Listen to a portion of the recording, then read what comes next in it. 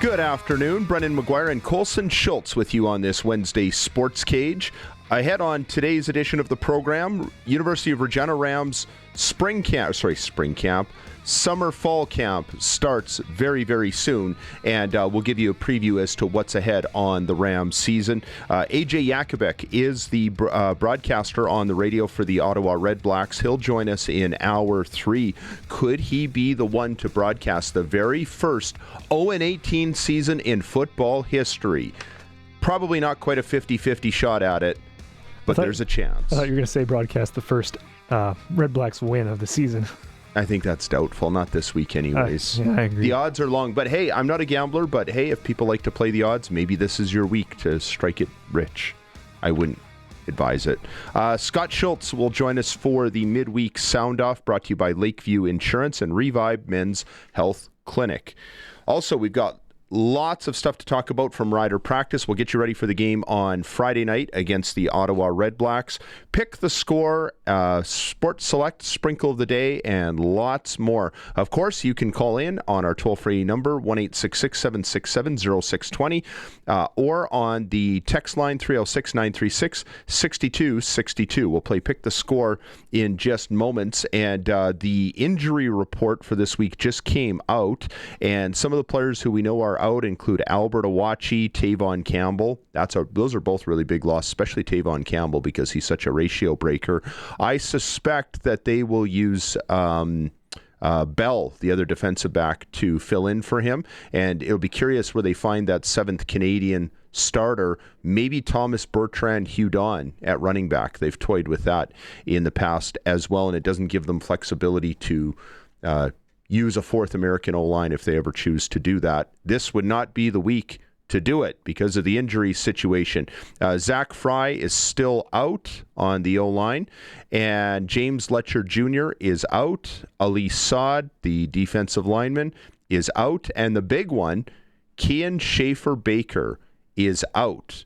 And so if Sam Emelis is still questionable, boy, that would be a big loss because they're already without Emelis, and if he can't go again this week, that's your two best Canadian receivers right there who are out of the lineup. They're already having to rely on Deshaun Mims and Daniel Weeb, and probably a little more on Del Duncan Busby again this week as well. So we'll talk about it, and you can see the report there on our screen for those of you watching on the YouTube feed at SportsCage, and this is the same YouTube feed that you'll be able to listen to the Roughrider broadcast on Friday. Longest, best broadcast in the country. You can watch the pregame show and the postgame and listen to Dave and Luke in between in this game against the Ottawa Red Blacks, which looks like a trap game, if nothing else, but certainly the odds are very much on the side of the Saskatchewan Roughriders in this game. I almost wonder if this is a good week to play Ottawa if Schaefer-Baker and Emelis can't go, because they just might be able to pull it out. Even without both of those guys, they would still be favored quite heavily, I think, for the most part. Ottawa would have a tough time beating Saskatchewan, even with all those guys out. And it's Hamilton next week, too, so... But they do have to go on the road, but with their quarterback situation, yeah, these are very winnable games, no matter how many injuries the Saskatchewan Roughriders have out of the lineup. Pick the score. We'll go ahead and play that. So anybody who wants to win some tickets to the game, and I'll go through it. Listeners get 3 chances to call in every Monday, Tuesday, and Wednesday on 620 CKRM mornings, middays, and the SportsCage.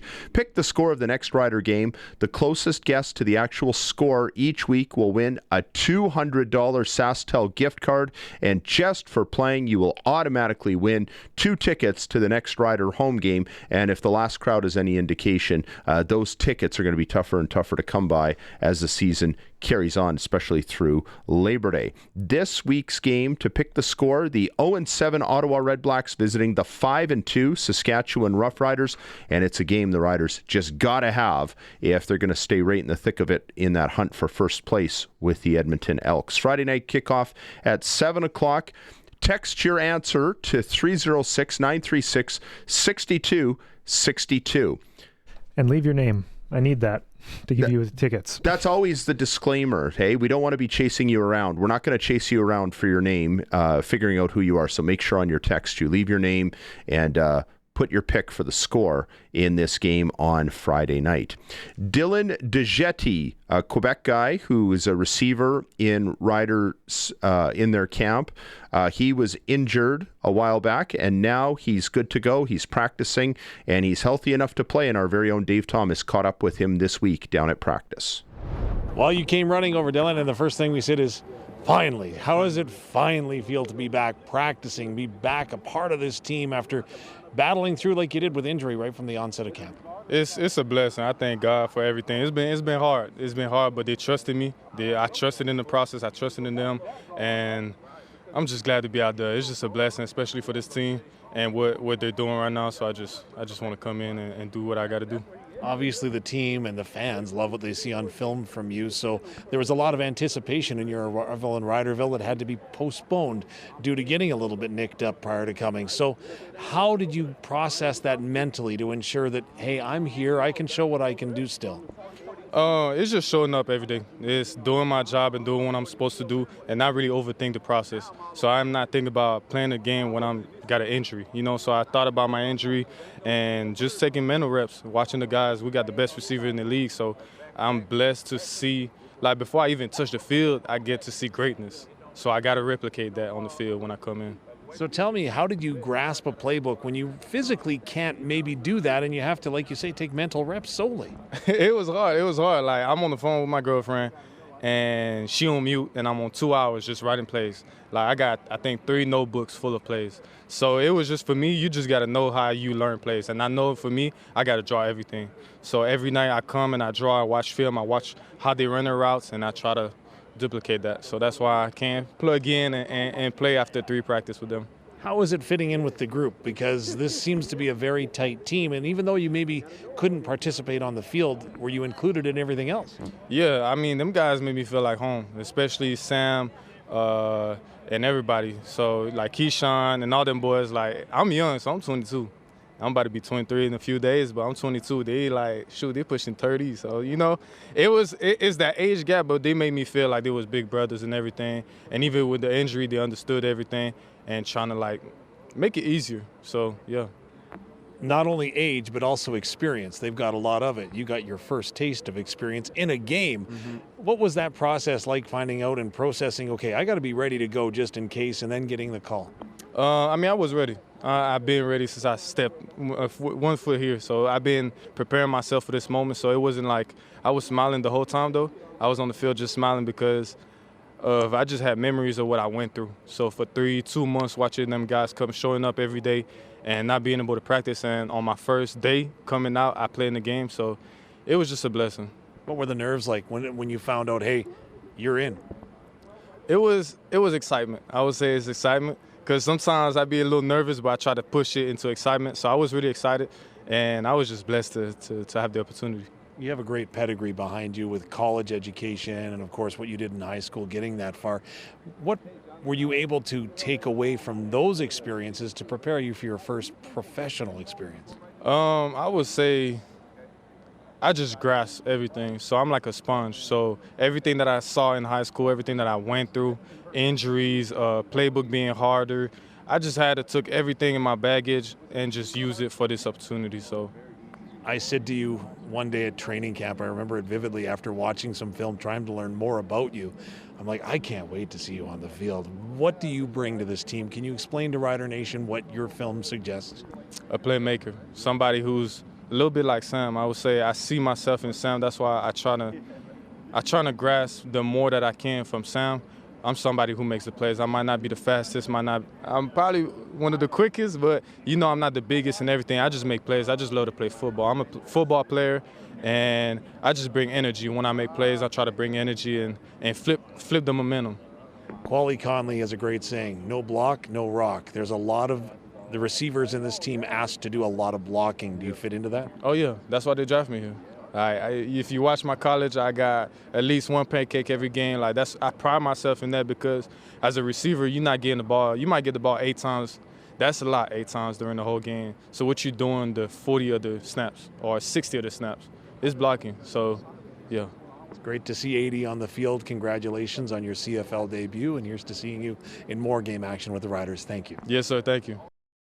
That is our very own Dave Thomas in conversation with Dylan DeJetti, one of their Canadian receivers, and I have a feeling he might be called into action a lot sooner than anybody else would have predicted. The fact that the Rider receiving corps could be without not only Sam Emelis, we don't know about him yet, they might even be without Kian Schaefer-Baker. Both of them might be able to play. They both might be out. We're not sure. Is Emelis, actually I should check, is Emelis out for sure? Or is he questionable for this game? Questionable. So they might even have both of them. So all this ranting and babbling that I'm doing, it might be a non-issue. But I suspect that if they think they can sneak through a game without those two big weapons, two big Canadian weapons, this might be it. But again, that just turns it into more of a trap game against the Ottawa Red Blacks. KSB is ruled out. It's just Emelis that's questionable. Okay, so we know that KSB is out for sure, 100%. Just wanted to remind everybody with the Saskatchewan Roughrider Foundation, the 50-50 has plenty of exclusive getaways and experiences up for grabs. There's a new early bird prize to be won every game. Buy your tickets online at riders5050.ca. The current early bird prize up for grabs, a Rocky Mountaineer for two. That package includes a flight from Saskatoon to Vancouver and a return flight from Edmonton. 2-day via rail ride from Vancouver to Jasper, so they take you through the Rocky Mountains. 2 nights hotel accommodation, or just take $8,000 cash and just hang out here. Deadline for the early bird is Thursday night, tomorrow at 10 p.m. Go to riders5050.ca. We're going to step aside for our first break on this edition of the Sports Cage. Coming up next, the Junior Football Report with Dave Thomas. You're listening to the Sports Cage on 620 CKRM. We're watching at sportscage.com. It's football on a Wednesday. Later, we will talk with Mark McConkey, the head coach of the Regina Rams. Well, he gets a little bit of a breather before training camp. I think the Rams are going to be really good this year. Their offense is going to be really explosive. It should be. Also, AJ Jakubek, the radio broadcaster of the Ottawa Red Blacks, who's an Edmonton guy, but spent a lot of his early broadcast years in Saskatchewan doing SJHL games for the Melfort Mustangs and some other teams. And Scott Schultz, the 96er, will be by with his midweek sound-off, brought to you by Lakeview Insurance and Revive Men's Health Clinic. Yesterday, we had teased what the Ottawa Red Blacks have been through since Trevor Harris left at the end of the 2018 season, and it was reported that he and then Red Blacks general manager Marcel Desjardins had a difference of like $50,000 or something like that for what he was to be paid as quarterback. And AJ Jakubek, who will be on later, has since said that that's not really clear if they shortchanged him or if he wanted to leave. Nobody's really sure about that. But at any rate, everything happens for a reason. But in the this is year number 8 since he has left Ottawa. There was a 1 year they didn't play because of COVID, but this is the 7th season where the Red Blacks have had to function without him, and they have not replaced him. Nope. And like I said yesterday, teased at the end of the show yesterday, Curtis whipped up this fancy graphic, so I'll throw it up here and then explain it to the radio listeners. But Ottawa's record since Trevor Harris has left is 27, 83, and 1. And then on the left side of the graphic here, we have a list of all of the quarterbacks who have started at least one game in that time frame. And you can see some of them, their, what's that called? Their win-loss ratio there. Some of them are in red, some are in green. If it's in green, that means that they have performed better than the Red Blacks have. So still not good records. They're still all under 500 too. Exactly. But still better than the Red Blacks. Yeah, because the Red Blacks have a win record of 24.32%. This is up to date to the last week. And then all of the quarterbacks here, 5 quarterbacks have a better than 25% win percentage. So they're basically winning 4 games a season when you look at that. That's pretty about much what it amounts to with that win percentage. They're either 4-14 or 4-13-1. Dreadful, and to be that consistently that bad for this long is really remarkable. I don't think the Roughriders in their 11-year playoff drought were that bad. Yeah, and I'm trying to figure out, I think Tyree Adams, who started 3 games, is probably the best winning percentage on here, or maybe Drew Brown, but either way. Have to be Drew Brown for sure, but Adams would be second. Yeah, because he's he's at least won half as many games as he's lost. Yeah, Drew Brown was the best player they had, and to be fair, he did get them to the postseason in 24. The Red Blacks weren't so bad that year. In fact, the Roughriders couldn't beat them in Ottawa. Now they were without Trevor Harris, and I don't think AJ Ouellette played that game either.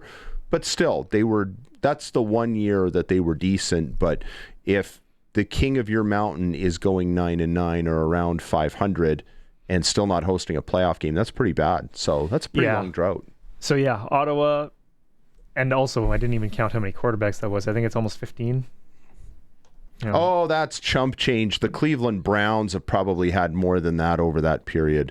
But Tyree Adams, you show that list if you want to bring it up one more time. Tyree Adams, I thought looked impressive, but he just couldn't stay healthy. Like he came on, and I make it sound like he was injury prone. He came out once, he looked exciting for 3 games, got injured, and you never saw him again. He's with BC now, and he may or may not get a shot out there.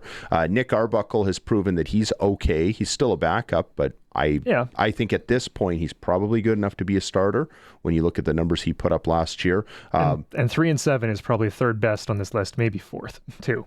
Right. And I'm not even sure that Drew Brown is the greatest either. Like he looked pretty good in Winnipeg for the first couple starts, but there were issues there too. Like he missed a lot of action. He shut himself down early and was not particularly beloved with his teammates. But holy doodle, like that's a lot. Yeah. And it reminds me so much because when I was a kid growing up in the 90s, I remember Ottawa was just hanging on for dear life.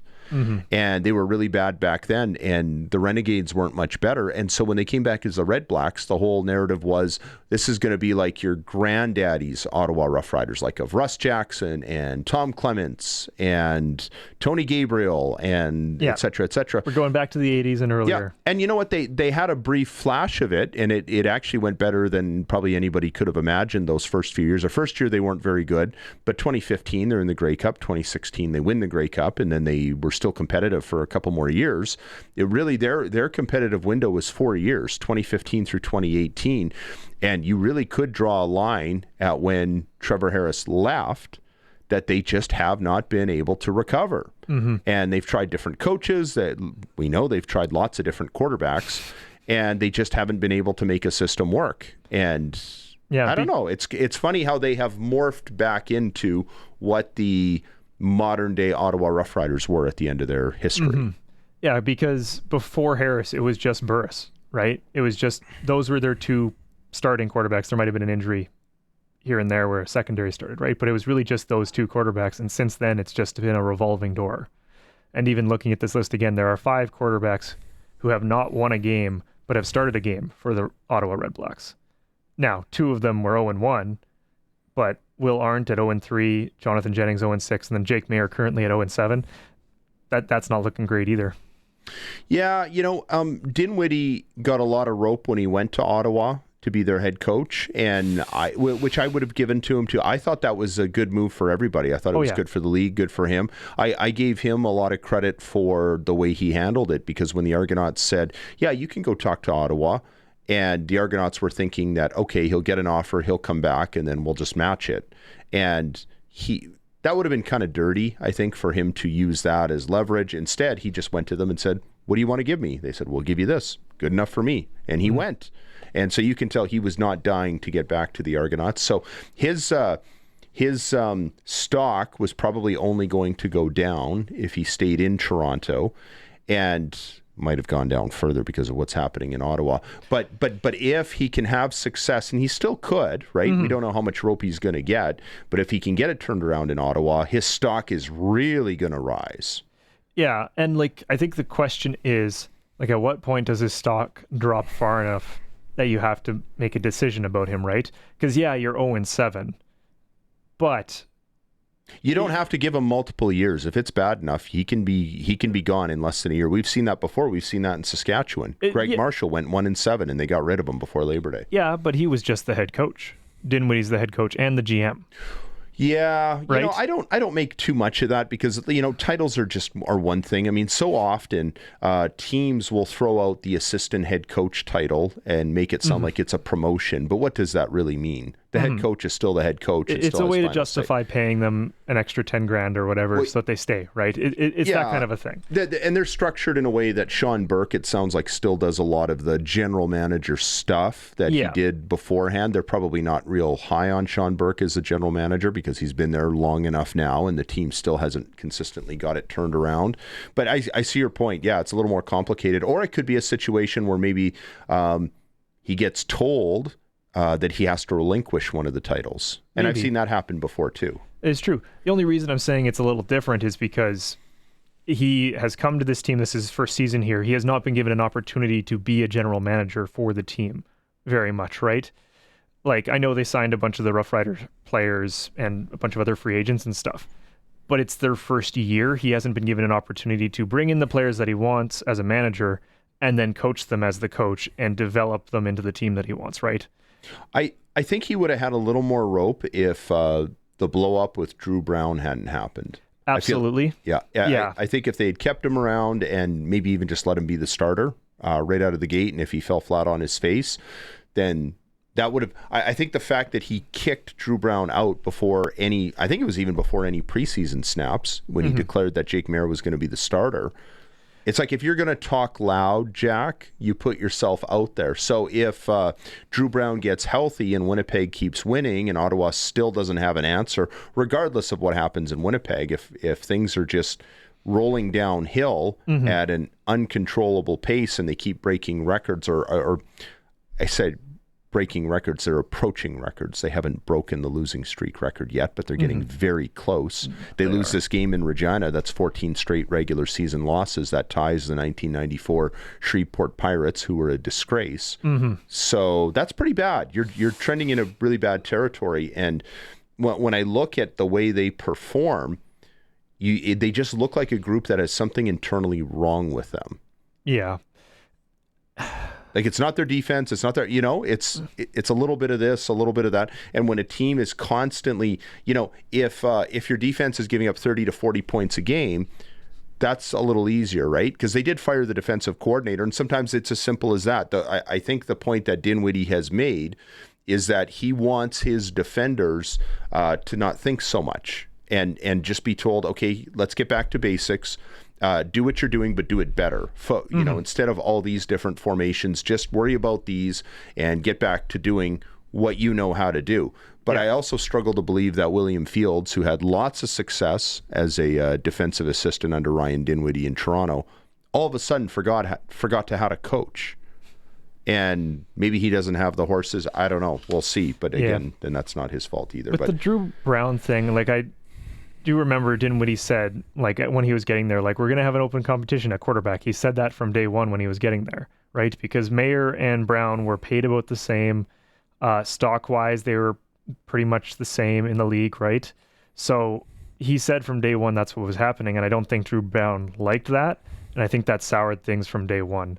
Now, one of the two of them is going to have to take the high road if they wanted to work things out, and I guess neither of them did. So I'm not pinning it all on Dinwiddie for that, though in light of Drew Brown winning a game before the Red Blacks did, it definitely doesn't look good for him.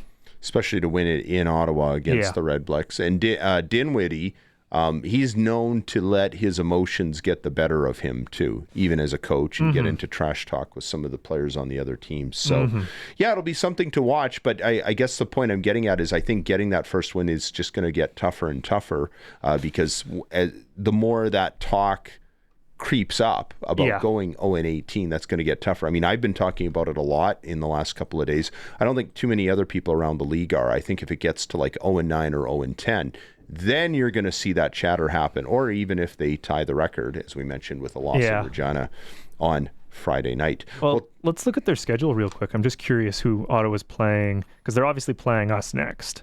Right. But they've got a lot of tough games. They got a lot of Western games left because they've been playing a lot of Eastern teams. They've played Edmonton twice, so that helps because Edmonton looks pretty good. Yeah, so they're visiting us this week, and then next week on Friday, they're back-to-back Friday night football games. They're in Winnipeg. Then they're then they're at Montreal. They got 3 road games back-to-back. And if Collaros isn't back yet, that game in Ottawa could be winnable for them, too. And they played Winnipeg tough. For some weird reason, the old Ottawa franchise never had this success, but the Red Blacks do. They play really well in Calgary. For some really strange, unexplainable reason, they've always done well in Calgary. They beat the Stampeders in a Grey Cup and then lost another. But yeah, there's a lot of football left to be played, and it's maybe a little premature, but it's fun to talk about the thought of them making history, running the table in reverse and trying to figure out why they're just so bad and why they're losing the ways they are. I thought the loss to Montreal was a little different, where they just got outclassed and run over. Most of their games haven't been that way. I think more of their losses have been reminiscent of the way they lost to Saskatchewan when they built up a 10-0 lead early, and it was that one bad thing that happened that just totally derailed their ship, their train, because they're not strong enough mentally to overcome that adversity. Yeah. They're too fragile. And you know, they have to get a little bit tougher mentally, I think. I think it's a mental thing. And if you blame that on the coach now or the coach they had before, maybe the coach now is just having a hard time changing them. It's still too early to say. But for a first-year head coach, I would have to think that Ryan Dinwiddie is going to start to feel warmer under the collar the longer the streak keeps going. And if they, even if they do lose this game in Saskatchewan on Friday night. Don't forget, you can text. Sorry, you were going to add to that? Yeah, I was just looking at their schedule again here, and so they've got the next two Friday night games, us and then Winnipeg next week. On the road? Yeah, both on the road. Then they're on the road in Montreal, then they host BC, then they're at Toronto, at Calgary, host Calgary, and then we're into October, and they host Hamilton, play in BC, host Toronto, play in Hamilton. So they play Hamilton twice in October, and Toronto once. Now, Toronto's currently better than Hamilton at the quarterback position, but one of those two games, they might be able to beat Hamilton unless Hamilton can figure things out and is fighting for a playoff spot. Then I don't know. They might be able to actually go 0-18. The other thing is 3 of those 4 games in October are Friday night games again. How did Ottawa end up with 5 Friday night games? Oh, in prime time. In the fall. How did this happen? Well, I don't know. I mean, it's a 9-team league. It's not easy. They're they're not one of the top 3 big markets. Yeah, you know what? That's a good question. It kind of makes you wonder if anybody put any serious thought into this. And if they didn't, that wouldn't be the first time the CFL did it. I'm not advocating for the Riders on every other Friday night. Don't get me wrong. I like having my Friday nights with not having to work a football game. But there's a few bigger TV audiences for teams in the CFL than Ottawa. Just my opinion. Yeah, no, for sure. And I'll be really curious to see how it goes. And I think there's a lot of danger for Saskatchewan in this game because if they have more guys out, if Emelis can't go, and we already know they're going to be without Schaefer Baker, I think they could be in some serious danger here. But we'll just keep feeding Quali Conley, see what he can do. Well, we'll talk about it some more. Coming up on this edition of the Sports Cage, we will check in with Scott Schultz in Hour 3 with his midweek sound-off. But right now, we want to go to the Junior Football Report with Dave Thomas. This is the SportsCage Junior Football Report with Dave Thomas. They're back. Junior football returns to the Prairies with this weekend's opening of the Prairie Football Conference regular season. There's no change in Saskatchewan, with the defending Canadian Bowl champion Saskatoon Hilltops and their provincial rival, the Regina Thunder, expected to be top contenders for the league championship once again this season. And while that isn't new, what is in the Queen City is who will be under center for the Thunder.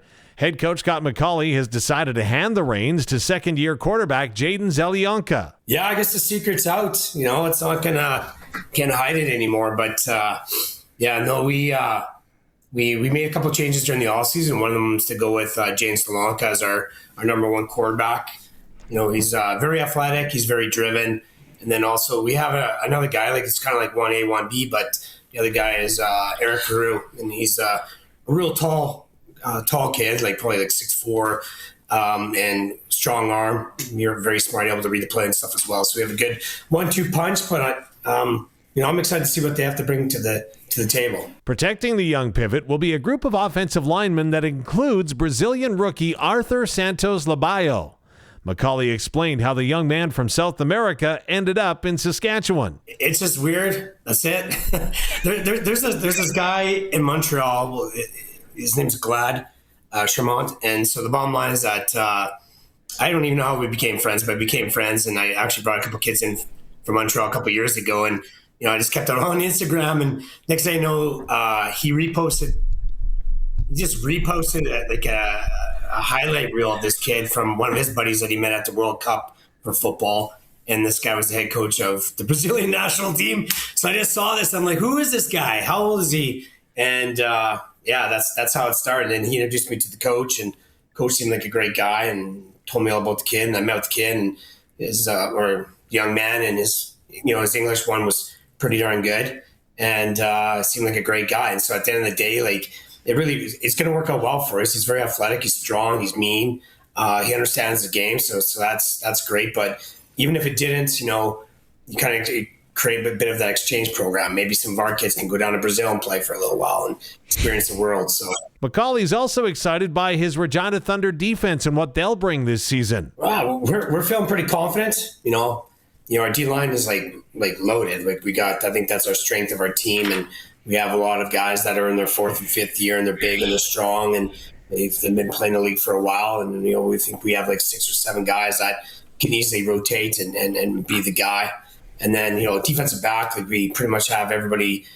Like several of our starters like returning and stuff, and so we expect our defensive backs to be veteran laced and also flying around. And then at linebacker, we lost 2 guys on the inside, but we've had. We have 4 guys in camp right now that, again, are competing for that spot. And, again, you got guys that in year 1, year 2 are learning. Now they're year 3. It's time for them to step up, and they truly have during this off season. And I think the one thing that's going with the defense is that there's so many veterans back that you're sort of like taking off where you were last year and moving forward, right? They understand the defense. They know sort of like what the concepts are. And so now you can kind of drill it down even more, and you can use them to sort of, coach up the young guys all the time as well. The offensive backfield will see running back Peter Borsch return after a 2025 campaign that saw him run for over 1,300 yards, earning him a spot on the Saskatchewan Roughriders practice roster. McConkey isn't worried about the 21-year-old becoming overconfident. He's a pretty humble person to begin with. And, even though he's able to practice with the Riders, he's bringing a lot of stuff that they do back to us. And when he's on the field, he's out there kind of like that extra coach, So in regards to like kind of keeping him grounded and stuff, it's been fairly easy. And, the other thing is that we also have like 2 other backs that are extremely good as well. So we just brought a kid named Owen Istis in. He's from Weyburn originally that went to Mount Ellison. And so he's back with us, and we're expecting him to get, probably his fair share of carries and stuff as well. And I think, at the end of the year, you're going to be talking about 2 guys for sure, guaranteed, that are carrying the rock for the Regina Thunder. So we hope to be set up that we're going to put them all in good situations to be successful and let them both feed off each other. And I think they'll do that and try to keep both healthy, going into the end of the year. In Regina, the focus remains on challenging for a championship, despite the graduation of some key veterans. We're young, but I think by week 4 or 5, like, we're going to be where we exactly need to be. And, at the beginning of the year, we're going to take some lumps, and we're going to have to learn from those lumps. But again, I feel like we have a very athletic team, and it's not going to come down to them like not knowing what their assignments are. It's just going to be learning about the flow of the game and stuff. And the very athletic are going to be able to pick it up pretty quick. McConkey and the Regina Thunder open the season Sunday in Edmonton, where they'll take on the Wildcats. Up Highway 11 in Saskatoon, the Hilltops are ready to defend their 24th Canadian Championship. Head coach Tom Sargent's team beat their alumni for the first time in 7 years in his team's annual tune-up game last week. He's excited for this year's group, which may even be stronger than last year's championship team. The opportunity to take a team that I believe is, last year the football gods were sort of shining on us, and we were a team of perseverance that, just kept their mouth shut, kept their nose down, and just kept working. I think this year's team got a little more talent. We're going to be pretty explosive. We're going to be fun to watch, and ultimately, players make plays. Coaches got to do a great job during the process of getting everyone in the right spots to do the right things. But, hey, we're the defending national champs. We take that with a great honor and a privilege. And, you get that blue and gold on form, get on the field. Yeah, going to be pretty tough this year. The Hilltops open the season Sunday in Winnipeg. And that's the Junior Football Report. I'm Dave Thomas. Brendan McGuire and Colson Schultz getting you all ready for Friday night's game between the Saskatchewan Roughriders and the Ottawa Red Blacks. Still ahead on this edition of the program, we'll check in with the Regina Rams. Head coach Mark McConkey's team getting ready for training camp. A lot of people expecting big things from the Rams out of Canada West. Might have their number one quarterback healthy for a full season, knock on wood. And of course, we're going to talk more about this trap game that the Roughriders have on Friday night. I dug out the mouse trap today.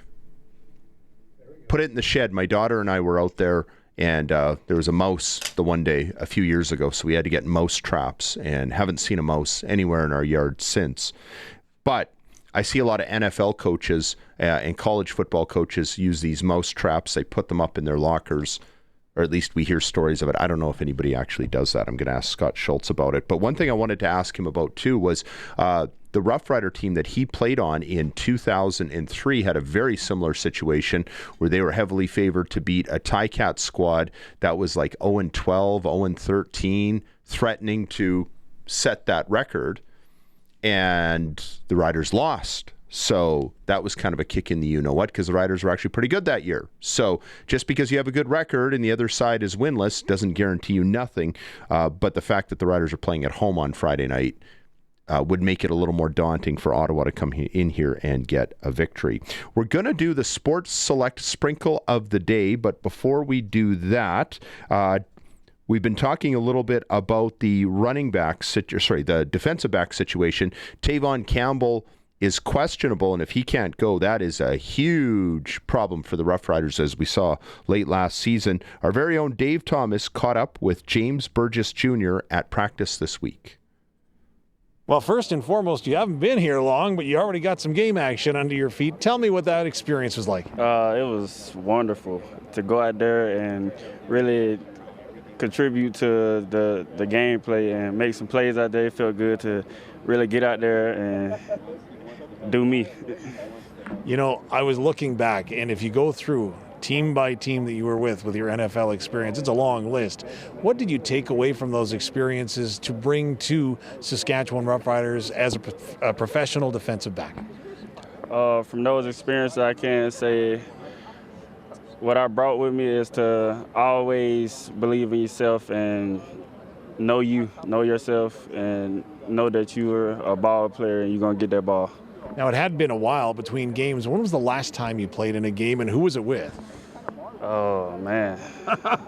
It's been a minute. I haven't played like a real game since college, actually.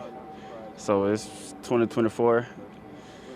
I don't even remember my last game in 2024. It was probably, I think we played Tuskegee, Alabama State.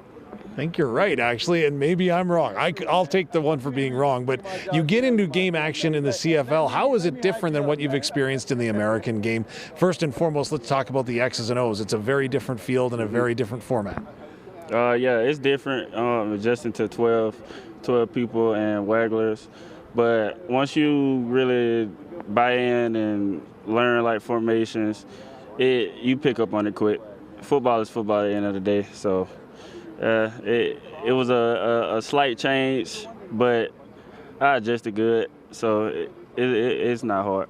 Tell me about that waggle. What that process is like when you see a guy coming down full speed on you. Oh man, I can't say my first time seeing it. I'm like, whoa, what is this? But yeah, you just gotta trust yourself, trust your speed, and trust your technique and your leverage. And yeah, easy, honestly. Your teammates will say you also have to trust your eyes. Always. Did that happen? You got to always trust your eyes. You trust yourself and your eyes. You see it, believe it. Because if you second guess it, you're not going to make the play. So always believe in whatever you see and trust your instincts. You obviously earned yourself a roster spot this weekend in Edmonton. What was it like getting the, hey, you're going in this week, and then getting the tap on the shoulder, hey, we need you in that secondary now too? Oh, man, it felt great once they told me that I was dressing, because Lord knows I've been weighing my chance and just grinding every day, trying to stack my great days. So when they told me that I was dressing and told me that I was going to come and get into the game, I was ready, and knowing I was going to go out there and make some plays. How important has patience been in your professional journey? Very, because without patience, it'll have your mind going everywhere. So you got to have patience, because that mixes in with your faith. So, yeah, you got to have patience. What would it mean to play a game in this stadium on Friday night against Ottawa? Oh, man. It would be my first time dressing in Regina for a home game, so it would mean a lot to come in here and play for the crowd, the greatest fans in the CFL. So obviously you have to put all that emotion behind you and prepare for a team that is pretty desperate. What have you seen from them, and what do you have to go ahead and prepare for this week? I know they're desperate, but just going into every week just like any other team.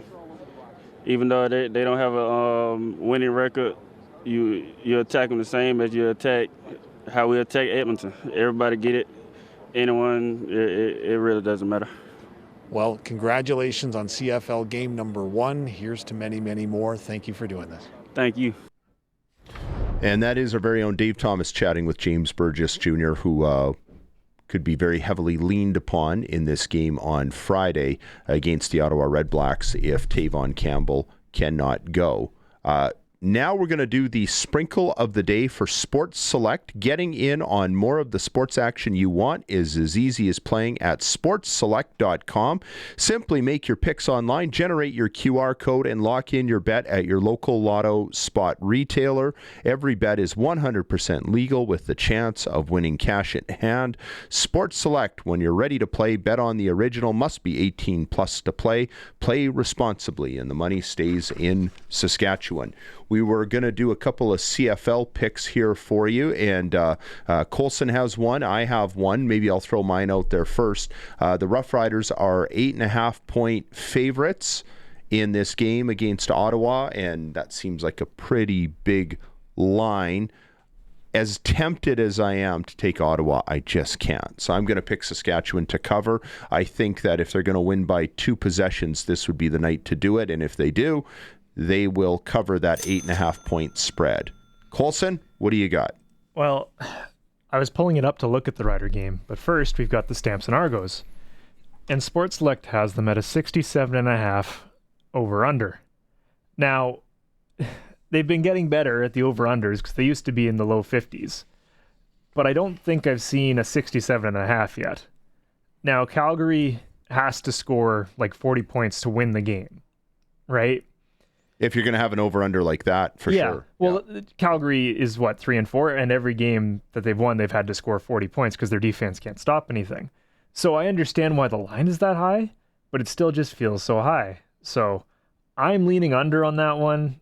I don't know. I could be totally out to left field, though. Well, I mean, it's gambling, right? None of us really know. So I think that'll be an interesting pick. I'll be curious to see how that pans out. I'm probably okay with the over-under. Some of the other ones, I know Montreal is favored by 3.5 points to beat Edmonton. I feel like that spread is not enough. Yeah, honestly, I'd take Edmonton in that game because you think Edmonton can win that game or keep it close, like close enough to not let Montreal cover a 3.5-point spread? I definitely think they could keep it close. I mean, they beat us and then we beat them, both 2-point games. So Edmonton could definitely keep it close. I think Edmonton could win that game, though, even though it's in Montreal, just because Edmonton's coming off this tough loss. They were undisciplined, so their coach has probably been in their ear this whole week. So, and they knew that they let that game slip away. Exactly. Like they said after the game, we screwed up. We'll do better next time. Yeah, well, now it's next time. And as good as the Roughriders were on the road, though, playing Saskatchewan at home is one thing with Rider fans there. I think it's tougher to go into Montreal. But that's just me. We'll have to agree to disagree on that game. I think Montreal's going to roll them, but you never know. Hey, Davis Alexander has one regular season loss as a starter, and it was to Cody Fajardo and the Edmonton Elks. And every time I write Edmonton off, they step up and surprise me yet again. So maybe I'll learn my lesson eventually and start taking them, but I'm not going to do it this week when they go into Montreal with having to face a healthy Davis Alexander. Yeah, that's the big thing, though, those hamstrings on Davis Alexander. that is your sprinkle of the day for Sports Select. Getting in on more of the sports action you want is as easy as playing at sportselect.com. Simply make your picks online, generate your QR code, and lock in your bet at your local Lotto Spot retailer. Every bet is 100% legal with the chance of winning cash in hand. Sports Select. When you're ready to play, bet on the original. Must be 18 plus to play. Play responsibly. Time to break. Coming up in hour 2, we will check in with the head coach of the University of Regina Rams, Mark McConkey. You're listening to the Sports Cage on 620 CKRM and watching at sportscage.com. Well, that Blue Jay trade with the Chicago Cubs already working out. Jamison Talon, who started today, pulled out the 4-3 victory over the Cubs, and that's his first win as a Toronto Blue Jay starter. And that's not over the Cubs. He came from the Cubs over the Houston Astros. There we go. 5-4, not 4th. Oh, sorry, 5-4 was the final, and they are 2 for 2 so far in their series with the Houston Astros, so that's kind of exciting.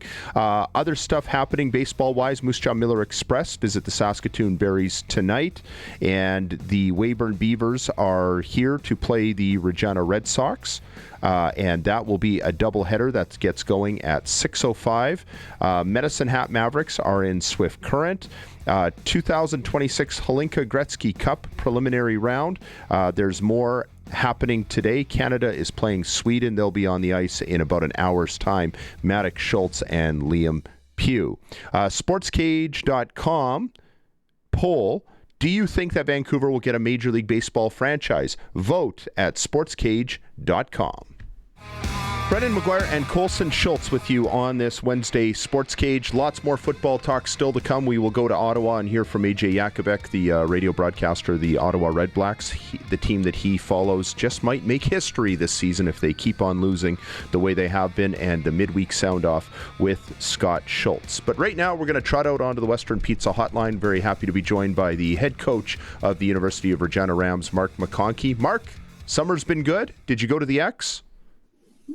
No, I did not make it there. But yeah, summer's been great. We've had a lot of kids camps. We just finished up our high school camp last week, and now we're all focused in on our training camp starting on the August 15th here. Yeah, I'm glad that we were able to catch you because you're going to be tough to get a hold of, I think, in the next couple of weeks. We had our first junior football report of the season. It's starting to feel a little bit more like fall. I've been getting lots of questions about what are the Rams looking like this year, and, I'm always telling them that, well, I think their offense could be really explosive. When I try to explain the quarterback situation, we talk a lot on this program that the Roughriders have 2 quarterbacks who are very similar as far as how they play. I'm not saying that the backup is as good as the starter, but very much get the ball out, distribute it very, very quickly. I feel like the Rams quarterback situation is very different, where you have one quarterback who is very much that way, Noah Pelche, and your other quarterback, Owen Sieben, who is more like a symphony orchestra conductor. He likes to make things happen, extend plays, and it's like poetry in motion when it works. Is that a fair observation, the difference between the Riders' quarterback situation and your quarterback situation with the Rams? Yeah, I think it's fair. At the end of the day, both guys have been here for quite a number of years now. Noah Pelche is going into his last year. Owen's got 2 left, so they're coming up on the tail end of their career, and they're both playing really good football right now. And again, we'll kind of see how camp shakes out and who's going to take the starting role. But the way Owen finished the season last year, day one, he's our starter, and it's kind of his job to lose. And if he can stay healthy and keep growing the way he's been growing over the last 4 years, I think he's going to win us a few football games this year. Do you think that you maybe have the best quarterback room in Canada West? I mean, there aren't too many teams who have 2 capable quarterbacks like you do. And there's that saying, to have 2 quarterbacks is to have no quarterback. But we've learned that 1 quarterback often isn't enough. Yeah, no, I mean, nowadays, there's guys that are hurt all the time, and it's unfortunate. But yeah, I think we've got a great quarterback room top to bottom. And the guy that doesn't really get talked about much, but he will be a household name in a few years here, is Connor Kerr. 3rd string guy. He's been here for a few years. He's close to Noah and Owen, and I'm excited to see how he comes back into camp this year. And again, hopefully he doesn't have to play. Hopefully those guys can stay healthy. But if he has to go in, I know we're going to win a lot of games. So we do have we've got 3 older guys that we know are ready to play right now, and some other guys that are still developing. But again, we feel really good in that spot heading into the year. try to get a status update on some of your key players for this coming season. Renzo Aranauza had a really unfortunate injury in the last regular season game against UBC. He's coming back. He's good to go. What's the situation with him? Yeah, no, he's fully cleared. He's been running around like crazy all summer here, and he'll be ready to go come fall camp, so in a couple weeks here.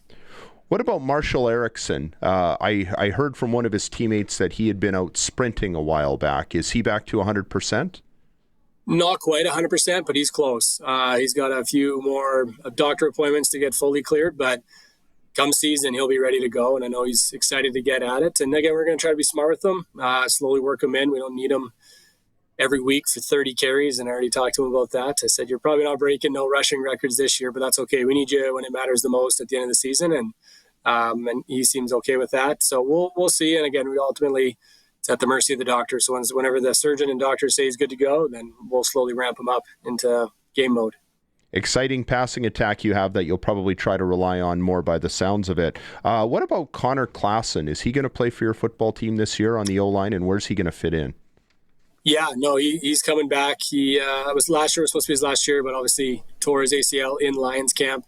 Went back to Lions camp again this year, had a good experience, but got sent back. So he's coming back. He's definitely done school. He's just coming back for the love of the game for one more semester. And again, he's a guy that's pretty versatile. He can play both tackle spots, both guard spots. So we're doing our depth chart today for camp, and it'll be interesting to see where he fits in. He could play tackle. We could end up moving him into guard. Ultimately, it's up to Coach Rowe and Brett Jones to make the combination of the best five guys we have. So I'm really excited to see how that shapes up by the end of August here. Riley Schick gone, and he was your center for a long time. Could Connor fit that role, or do you have somebody else lined up for that?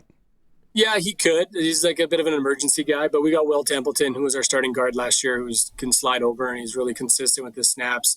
He's bright as well. He can make all the line calls. So we're definitely going to miss Riley's leadership and his IQ out there, but we know Will Templeton's going to do a great job this year for us. We see Jeff Stusik, your old special teams coach, getting a lot of glory and camera time on the sidelines with the Saskatchewan Roughriders. Who's going to run special teams this year? First of all, Stus always knows where to stand, right beside Corey Mace, a little bit behind him. He's just trying to get TV time. So, no, I love Jeff. I'm pumped for him that he took that job offer. But this year for special teams, it's going to be Bruce Anderson. He's been here since COVID, really. He's been working with Jeff for 6 years now, so he's ready to take over, and he's already changed a few things, which we're really excited about. So we're excited to see how he does this year in his first year coordinating. Mace just loves Bruce. I know they have a connection from Metro Vancouver, wherever that is. Jaden Marwick started last year as your offensive coordinator. I know you kept calling the plays, and you were telling me that at some point you might transition more of that over to him. Has that changed at all since last season?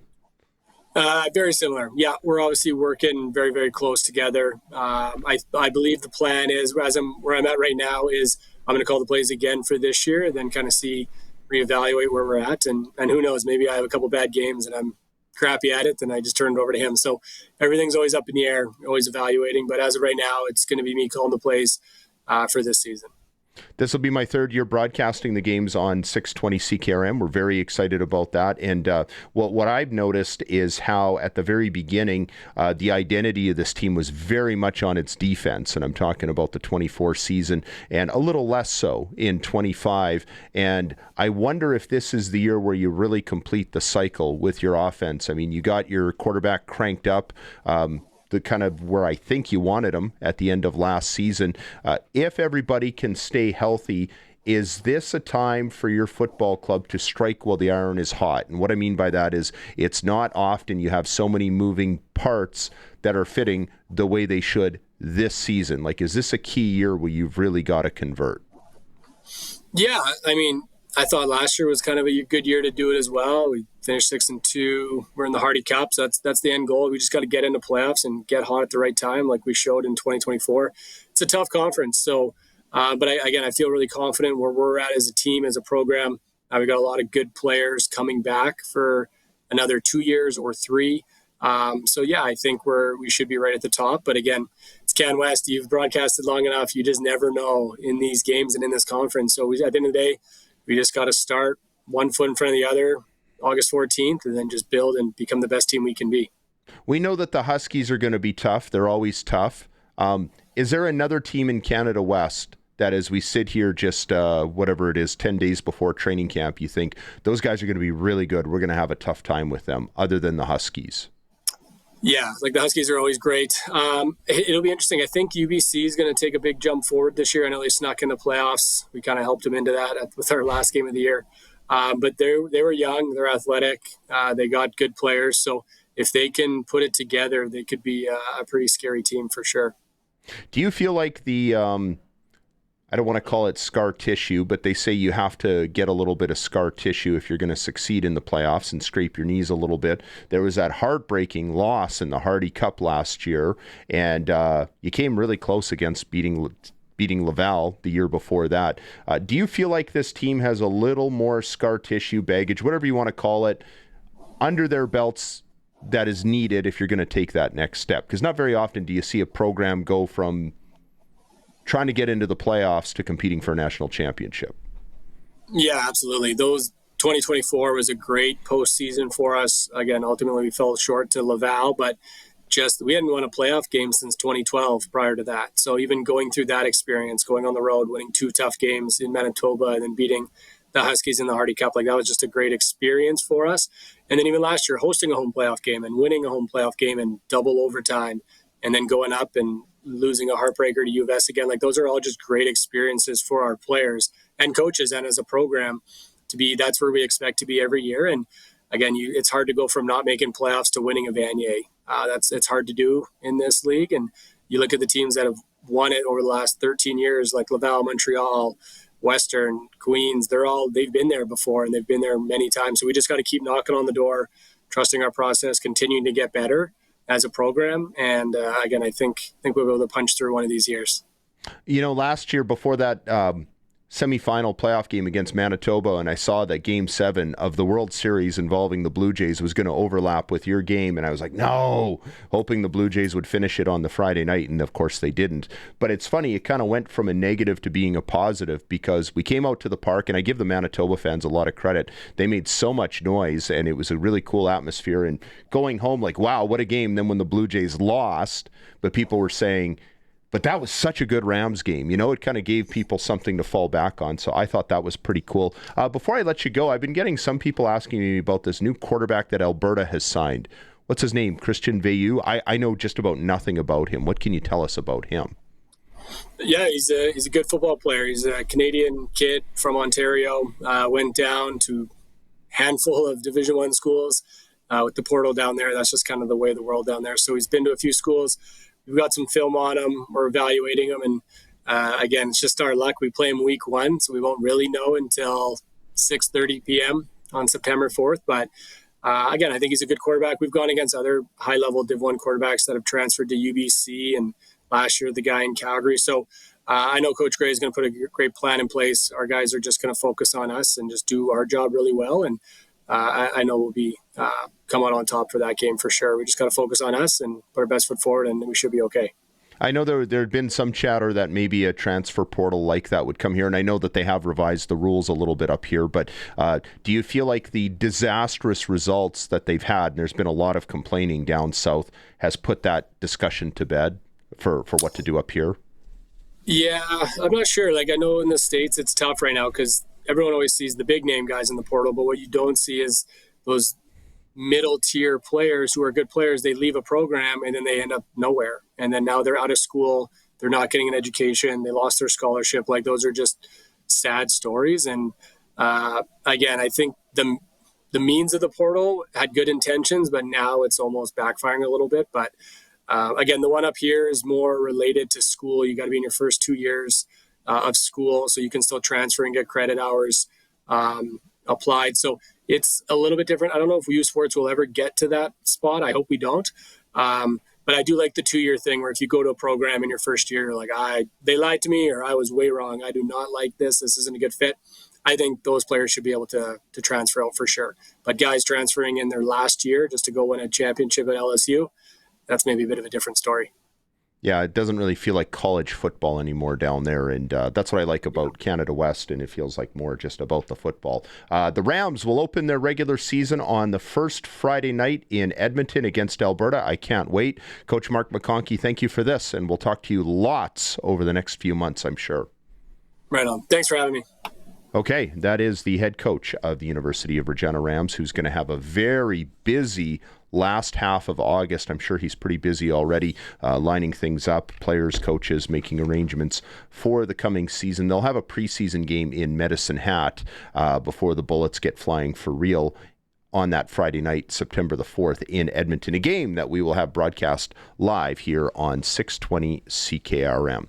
Time to break, still ahead on this edition of the Sports Cage. We will do the Midweek Sound-Off with Scott Schultz, brought to you by Lakeview Insurance and Revive Men's Health Clinic. You are listening to 620 CKRM and watching at sportscage.com.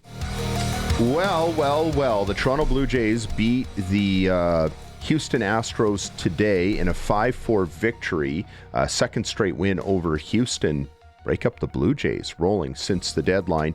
I was going to give this Sports Cage clutch performer to the pitcher, Jamison Talon, who allowed 6 hits and 3 runs in 4 innings in his debut for Toronto, but I didn't see the game, and the more I read about it and think about it, it doesn't really sound all that spectacular. He did his job.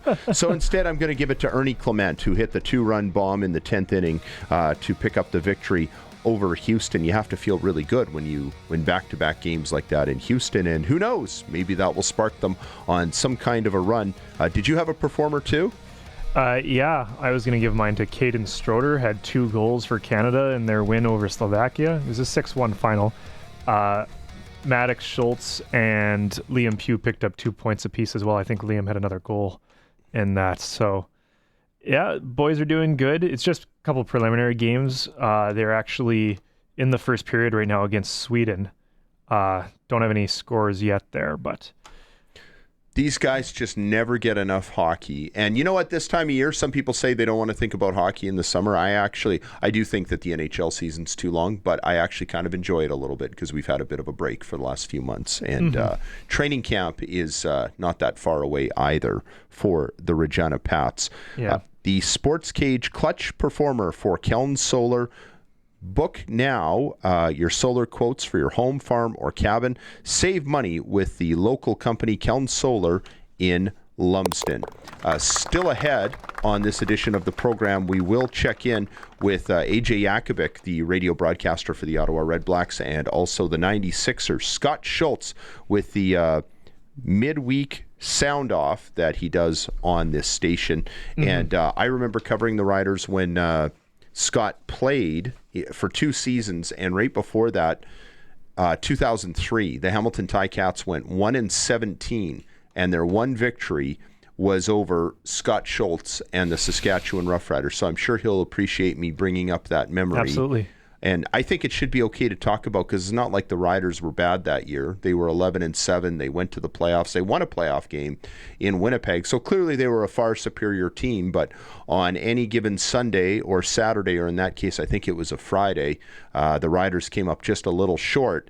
And I wonder if there are any parallels to that situation to what today's Roughriders might be thinking or facing with that game coming in on Friday. It'll also be on Friday Night Football against Ottawa. But I remember watching that game, and there were a lot of silly blooper plays that happened. First of all, I'm glad the Riders lost that game, because I think it would have broke my heart and a few others if Ron Lancaster had to be the first coach in football history to suffer through an 0-18 season. So I'm grateful that he did not have to go through that humiliation. But I remember when the game ended, the Riders lost, and they went back to Sports Desk, or maybe they were starting to call it Sports Center by that point, and Darren Detishin was at the desk, and he's laughing, and he says, "That might be the stupidest football game I've ever seen in my life."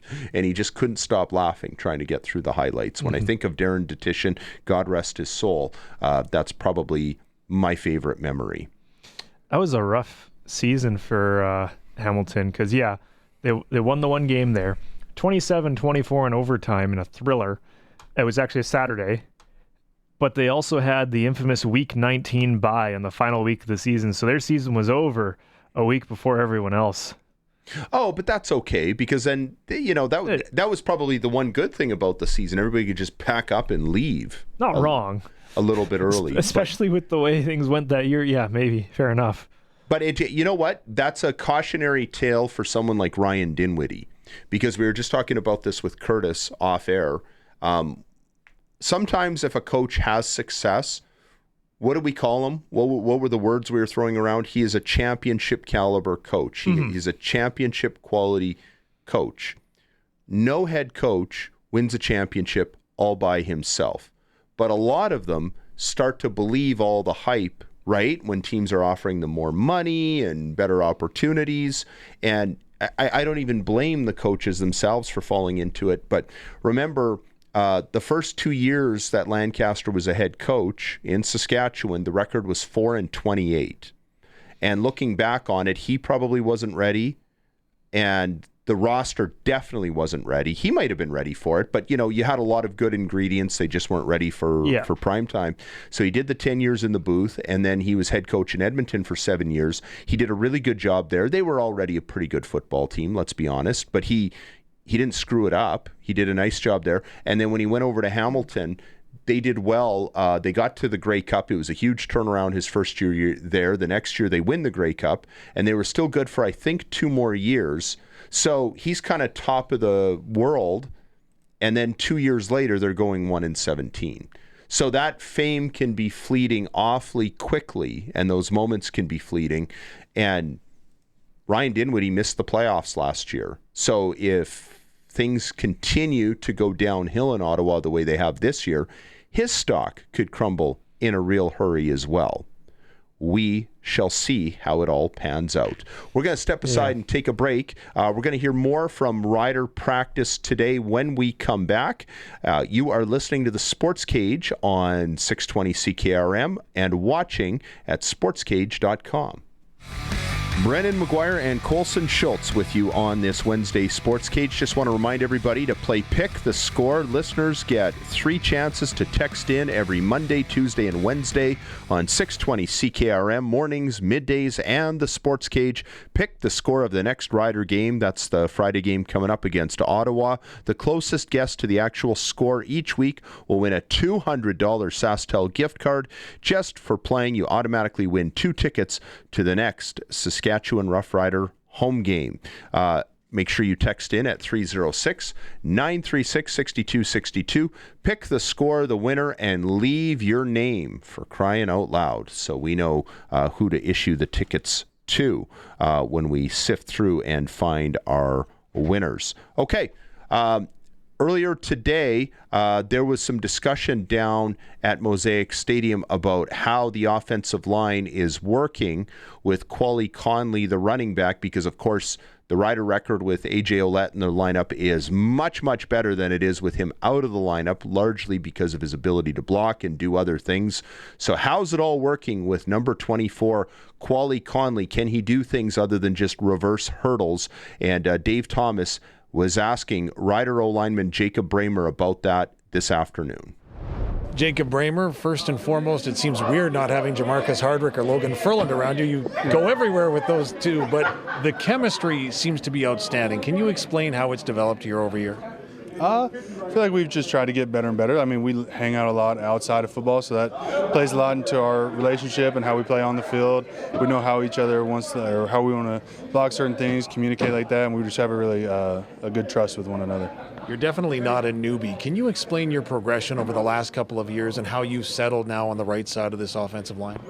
Really just hard work and coming in every day with our coaching staff, off season being up here, being around the coaching staff, and then just talking with the guys and everything, creating a good game plan for each and every week.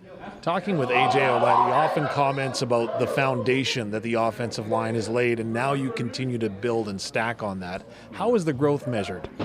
It's been awesome. Like, I know my first year here, I lived in the dorms, and we'd all kind of get together as rookies, and that I moved out of the dorms, kind of moved in with Furland for a little bit, and then that kind of grew into everyone coming over there, and now it's just carried on. Like, each and every group that comes in, we all just gather up and really make sure we have that brotherhood outside of football. You've had a constant in Trevor Harris behind you. Now Quali Conley is behind you and not A.J. Ouellette. How does that make your job any different, if at all? Not that much different. I mean, AJ does a good job with them as well, just kind of getting them up to speed on the things that he would do whenever he was playing and things like that. And we just have full faith in everyone, all right? Our coaching staff's done a great job with just the next man up mentality. Desperate can make you do funny things, and some would suggest that Ottawa is desperate coming in here. Does that change your approach at all, or maybe different things they may throw at you with a new defensive coordinator? We know their record just doesn't replicate like who they are as a team. We know they have guys at every level, their front seven, the back end, offensively and everything. So they have guys that they can go win games. So we're not taking them lightly at all. We know they're a good team. Some things just haven't gone their way this season. Second opportunity, you get to play some of your former teammates. Do either of you have an advantage in that, knowing each other as well as you do? I don't necessarily think it's an advantage. We know some of the guys that played over there, but again, likewise, they know exactly from practice and stuff like that how we play. So just a chess game at the end of the day. That is Jacob Bramer, the guard for the Saskatchewan Roughriders, one of the few American guards that they've been using, and that has become more and more of I don't want to call it an American position, but teams were avoiding that for a very long time, using Americans at a guard position. We've seen more and more American offensive linemen in the CFL. When I was a young fan, you had to have 10 out of your 24 starters had to be Canadian. So up until we got those American teams, you rarely ever saw an American offensive lineman in the league at all. And then they tweaked the ratio, and you started to immediately see teams use one, sometimes two American tackles.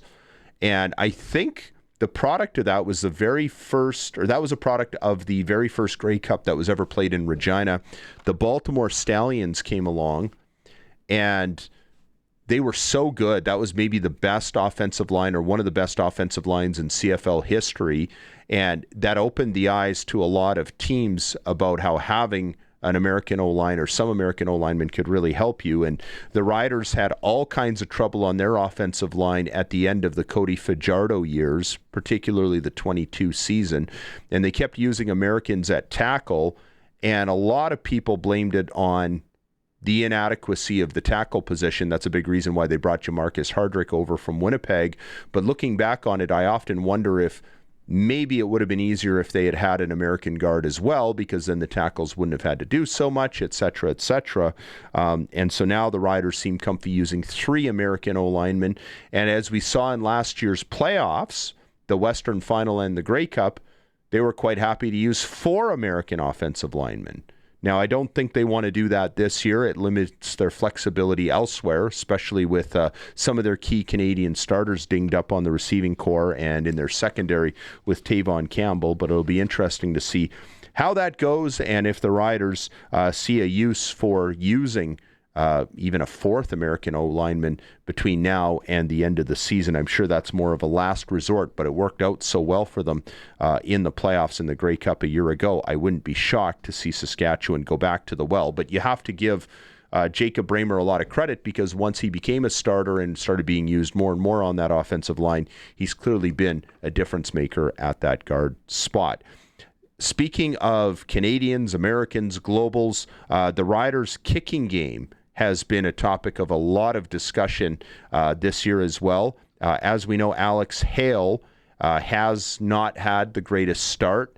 He is 12 for 17 on the season. For those of you keeping score, Brett Lowther was 11 for 17 at this point a year ago. And although Brett's having a much better year in Ottawa, he's also on the 6-game injured list right now. Dave Thomas caught up with the long snapper in those field goal situations, Mike Benson. Mike Benson, it's been a minute seemingly since you've arrived in Riderville. So far, so good, right? So far, so good. I'm enjoying my time here for sure. Absolutely. Tell me about this team and what you've seen through the first now 7 games of the season. I'll just start back from like week 1 when I got here. It felt everyone's been so welcoming here. Everyone's such a tight-knit group. It felt like I've been here for training camp and all last year even. Just the camaraderie between everybody, how close everybody is, how everyone wants to work together for the same thing, right? Solve all the problems and keep moving forward and try, just unite, be together as a team. It's kind of special, honestly. Yeah. You talk about working together. Obviously, you, Oscar, Alex, all have a very unique working relationship. How is that progressing, and how do you look to improve upon it?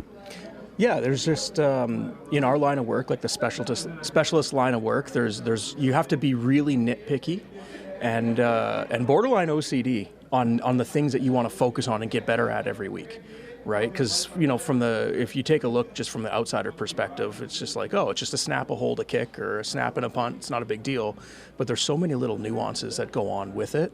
We have to pick tiny little things that we're going to work on to get better every single week. And the last 7 weeks, we're honing in on little things, and we're working on it, and we're getting better. Yeah. Coach McGuire has talked about the video work that goes into being a specialist, and sometimes fans don't understand or comprehend, but there's a lot of video work. Can you tell me what you're looking at? Yeah, absolutely. I mean, like I said, there's a lot of little nuances that go on with special teams, right? A lot of little things that the common eye wouldn't recognize. When we're taking a look at film, we're looking at field goal, we're looking at the speed of the snap, how many rotations, where is chap catching it, are the laces out, are the laces at 3 o'clock, the degree of the tilt, is he pulling it to his eyes, do we have the right hold, do we have the right lean on the ball? And then in terms of Alex, it's his first jab step and his couple steps after, his follow through. I mean, there's so many little things. It's like a basketball free throw or a golf swing. You really have to break down everything and make sure the timing is perfect and we're gelling together. And again, it's the little things that we have to work on, and that's how you become a pro. I was once told that a specialist is kind of like a puppy. When you do good, everyone loves it, but when you do bad, nobody forgets about it. Can you tell me how those small little details can affect the outcome and the perception of if it's going well or not? I mean, just like I said, with any one of those 14 steps that I was just talking about, even in a field goal process, if my timing's off with a snap and I don't get as many rotations or the speed isn't there, then that's the difference of him catching it at 12 o'clock facing the field goal post and the difference of him catching it at 3 o'clock. And what you want is everything needs to be perfect down to the absolute millisecond, because that timing is everything. Obviously for Alex, he wants to be able to see the full back of the ball as long as possible. He doesn't want to have to see even a quarter turn of laces. He wants to focus on one thing, so everything is pivotal. How can you maintain consistency then? Because that's the mark of a pro, right? Well, that's why it comes down to taking a look at the little things and those little steps that we can get better, right? It's not just the big picture. It's let's break down every single movement and what do we need to focus on that day to help get the unit better. Like, it's an amazingly intricate process. It's going well, I would suggest. Thank you so much for absolutely. this. Thanks so much. It's always a pleasure, guys. All right, that's our own Dave Thomas with the long snapper, Mike Benson with the Saskatchewan Roughriders. He's doing the long snapping. Oscar Chapman, the punter, is doing the holding. And it's Alex Hale doing the field goal kicking. And so far, hasn't gone all that well. Going 12 of 17 on field goal tries, but it is still early. And again, Winnipeg Blue Bomber head coach Michael O'Shea took a lot of heat. I was going to say a couple years ago, I guess 4 years ago now, when he stuck with his kicker who was struggling, Mark Leggio, and he kept standing by him, took all kinds of criticism. And then in the Grey Cup, Mark Leggio missed a very makeable field goal that probably cost not just the Grey Cup that year, but Winnipeg being the first three-peat since the great 5-in-a-row dynasty of the Edmonton Football Club from 1978 to 1982. So it can go both ways. And looking back on that, I almost wonder if Mike O'Shea did all the dirty work sticking with Leggio, and it's another team, the Hamilton Ticats, who are getting the reward because Mark Leggio plays for them now, and he's a pretty consistent kicker. I don't think there's too many people complaining about him, but I find it funny how some kickers do better when they switch rosters. Brett Lowther's having a great year in Ottawa when he's healthy, but he wasn't playing like that here last year, and it's not like they weren't patient with him then either. Colson, you were mentioning a little earlier, Aaron Donald is now on the field. That's not just speculation anymore? Reportedly, it's still somewhat speculated, I would say. And he hasn't played since the 24 season, so he didn't play last year. And you see that with pass rushers, some of those big D linemen. Mm-hmm. Some of them just play the game. They don't want to go to training camp, but it doesn't sound like that. He missed a whole season, and he's coming back. Well, he missed a whole season, but if you pay attention to his social media, he's been working out this whole time and hasn't slowed down at all, right? So, yeah, it's been reported that he has been on the field. The title that I saw was "Seeing How It Feels Being Back in a Helmet," right? So I think doesn't mean he's going to play, but you'd have to think if he's doing all these shenanigans, he is very seriously considering it. Is like the best way you could put it, right? At a certain point, he might just go, you know what? No, I'm still just not feeling it. Ankle doesn't feel right. Blah blah blah. Whatever it is, right? At a certain point, he could just be like that and say, yeah, no. Fun in theory, I'm not going to do it. But like we said, he is putting, testing everything out, checking everything out, making sure that, hey, if I'm going to do this, I want to make sure that I'm ready and not just going to mess around. So, which will be terrifying if he does. When it's funny because when we talk to a lot of the players who've been in both leagues, the NFL and the CFL, McLeod Bethel Thompson explained this to us at the Grey Cup in Regina a few years ago on the media day, where he said, the athletes here are right there with the NFL athletes. The difference is they have a small handful of ballers who you don't see up here.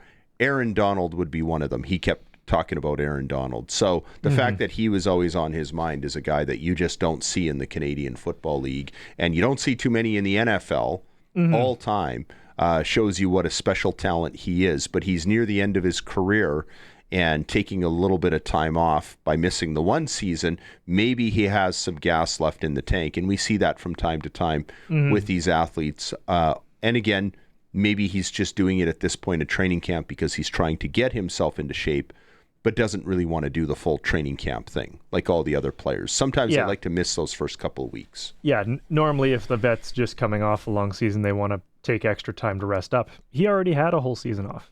He's as rested as he could probably get. So, yeah, like you said, ramping up, getting ready to see if he actually wants to do it. This isn't the 60s, 70s, and 80s anymore when the CFL and NFL were a lot more on par in terms of the games, right? Because I know that the story goes George Reed was given offers to go down to the NFL, but the pay up here was just as good. So he's like, no, I'll stay here. Oh, the CFL actively competed for players up until probably the 80s. And even then, since then, there have been rare examples of where they've competed with players. Rocket Ismail might be the most recent one. But even Doug Flutie could have gone to the NFL and he stayed up here. But exactly, yeah. So there's a few instances of it happening, but it hasn't happened for a while. Yeah. And unless we can get a baller like that up here who flies under the radar, it's not likely to happen again, especially with the breadth of scouting these days. Like, it's really hard for somebody to go unnoticed. Well, I think sometimes I think Davis Alexander would be a really good NFL quarterback, but the thing is, he is perfect for the wide Canadian field. I don't know that he can do what he does if he goes down there. And I mean, I think that some of the athletes fit up here better, but I think to your point, highly unlikely you're going to see a big superstar pass rusher up here fly under the radar. The best example that I can think of would be Cameron Wake. Yep, that's where I was going. Where, and he was with BC for a couple of years, and he went down to the NFL and had a pretty good run, and a lot of people felt like he was a pretty good find down there. You can chime in on the discussion by calling 1-866-767-0620 or on the Prairie Mobile text line 306-936-6262. Still ahead, we will check in with Scott Schultz, the 96er, on his midweek sound-off. You're listening to the Sports Cage on 620 CKRM or watching at sportscage.com. Well, lots of baseball to talk about. The Toronto Blue Jays getting the 5-4 10th inning victory over the Houston Astros. Ernie Clement with the 2-run blast, and Jamison Talon, one of the players they got from the Chicago Cubs in the Kevin Gausman deal, he went 4 innings and helped get the victory. So the Blue Jays 2-0, winning both games in Houston since the trade deadline. A little closer to home, the Regina Red Sox visit the Moose Jaw Miller Express. And also, I just want to mention as well, the Hlinka Gretzky Cup. Not sure why they keep adding names to this tournament, but they are on the ice, and Team Canada playing in that game. As Colson mentioned a little bit earlier, Liam Pugh and Maddox Schultz yesterday combined for 4 points, I think you said it was? Yep. And Gord Miller got a lot of attention saying during the one broadcast that overall the Regina Pats, I was looking for his quote, the Regina Pats bear watching this coming season with all the great talent that they have. And I know a lot of people around here are really excited about what they can do and the possibilities on their roster as well. Overall, the Regina Red Sox winding down their regular season, and they still have just the 2 games left to play. We know where they're going to finish, and it will be in the 3rd position, so they're going to play the Saskatoon Berries in the first round of the playoffs. That's coming up later this week. And I wanted to mention the sports ticker for Extreme Hockey.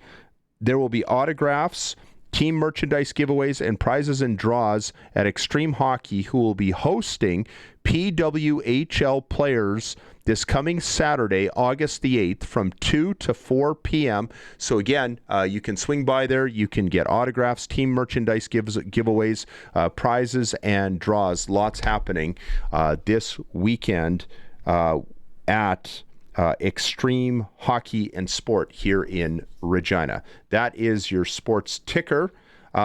Still ahead on this edition of the program, lots of CFL talk, and we're going to get you ready for the game Friday night against the Ottawa Red Blacks. And again, I don't think this is going to be a free spot on the bingo card like some of us had predicted a little bit earlier. Just because the Red Blacks come in at 0-7, the Riders are looking a little more dinged up every time we look at that roster. And if they lose a few more pieces before the game, if Tavon Campbell can't go and if Sam Emelis can't go, they're going to be plugging holes left, right, and center. We've got the injury report up on the YouTube channel. And Tavon Campbell is out, by the way. Okay, so he's out for sure. Malcolm Bell might be able to play in the secondary, but I wonder what they would do with that 7th Canadian position, because I don't know that Bell is ready to go yet. They have high hopes for him, but playing on the wider field after playing at Michigan State last year, I'm not sure that's such a good proposition for him or the Riders. So I do wonder if we're going to see more Thomas Bertrand-Hudon as the starting running back. There's been all this talk about Quali Conley. I'm sure they'll get Conley in, but you have to have your 7 Canadian starters. So if Bertrand-Hudon is starting, then you can use an American at that defensive back spot. And if you're going to mix in Quali Conley, then it gets confusing. This is a league where it's harder to juggle your starting lineup than any other, probably in any other sport, because of the Canadian player ratio. You've got to have 7 Canadian starters on the field at all times, and even that's not quite so simple. I think it would be a lot better and function better probably if you change the ratio to, instead of 7 out of 24, make it 4 out of 12. Just say 4 Canadians have to be on the field at all times. It would guarantee 1 extra Canadian starter, and then the trade-off could be that you have more Americans playing on special teams, and I don't think that would hurt anybody's feelings. I think that could be a win-win, because one side of the argument is that we should have more American players up here, and if we shifted that balance a little bit, the other side of the coin is we would have 8 Canadian starters instead of 7, so it's a win-win for both sides, and it would also help flip some of those teams who are loading up their defenses with their Americans. Some teams have like 1 starting Canadian on defense at safety, and that's it. And I think that's a problem for the league. I don't think it's a good thing to have half of your Canadians on one side of the almost all of your Canadians on one side of the football and none on the other side. It also doesn't help develop Canadian talent at specific positions, such as quarterback, such as defensive back. There have been a lot of great defensive backs playing Canada West football and probably all over the country, and some who end up down in American colleges who end up not playing in the CFL at all. Some of the best defensive backs, because it's not a quote-unquote Canadian position. And even Tavon Campbell has talked about that himself, where he felt like there was more of a stigma around him being a Canadian when he was in the CFL the first time. Then he went down to the NFL, and they didn't care what his nationality was. He made the rosters, the different teams that he played for, like Jacksonville, the Chargers, etc. And so when he ended up back in Canada, all of a sudden it was different, because it's like, oh, he made it in the NFL. Well, we know he's good enough. But teams shied away from wanting a Canadian at that position, and I think that's a really big mistake. I don't feel like we need to develop a whole bunch more Canadian offensive linemen. We need to develop more Canadians at every position. and they're missing out on a few of those key positions, and I think that's where the ratio fails, and it has failed for a really long time because the whole purpose of it is to develop talent at all these different positions. And one area where they really dropped the ball was probably more around the fact that they didn't develop any Canadian quarterbacks for so many years because of the regressive rule where you had to have so many Canadian starters, but it didn't matter who your quarterback was because they wanted to make sure that the quarterback play was really, really good. But the problem that people didn't understand is that if you got a good Canadian quarterback, you might think he could be one of your best guys, but you would say he's not helping us ratio-wise because it doesn't matter who plays. It helps us ratio-wise for him to be at another position. Brad Sinopoli, you might remember, was a really good receiver for the Ottawa Red Blacks, and they probably wanted him to be a quarterback in the CFL, but then realized he doesn't help us from a ratio standpoint, so let's kick him to another position, and that's how he became a slot back. A really good slot back, but it's kind of too bad that we didn't see more of what he could have done had he been the starting quarterback. Now, they fixed the ratio from that standpoint. I still think that they could do a little more to mandate at least one Canadian quarterback on the rosters, and they can do other things to compensate Americans on the other side. That'll do it for hour 2 of the program. Coming up, we will go to Ottawa and check in with AJ Jakubik, the radio voice of the Ottawa Red Blacks, and we'll do the midweek sound-off with Scott Schultz, brought to you by Lakeview Insurance and Revive Men's Health Clinic. You're listening to the Sports Cage on 620 CKRM and watching at sportscage.com. And McGuire and Colson Schultz with you on this Wednesday edition of the Sports Cage. Still ahead in this hour, we'll do our midweek sound-off with Scott Schultz. I'll be curious to hear his thoughts about the predicament the Saskatchewan Roughriders are in with the trap game coming up on Friday night against the Ottawa Red Blacks. Ottawa's had real trouble trying to win games in Regina ever since they came back into the CFL back in the 2014 season. I don't think that even that first year when they were an expansion team and heavy underdogs, I remember Henry Burris surrounded by this young offensive line and young receivers and young running backs came in here and actually gave the Riders a pretty good go. I think that this year's Ottawa squad is going to face longer odds getting a victory in Regina than that team did way back in 2014. And in moments, we expect to go to Ottawa to help tee up that game on Friday night. And, you know, I've been the broadcaster for a lot of losing teams, not so much in football. The only teams that I've broadcast games for on the gridiron have been the Regina Thunder and the Regina Rams, and both of them have been pretty good.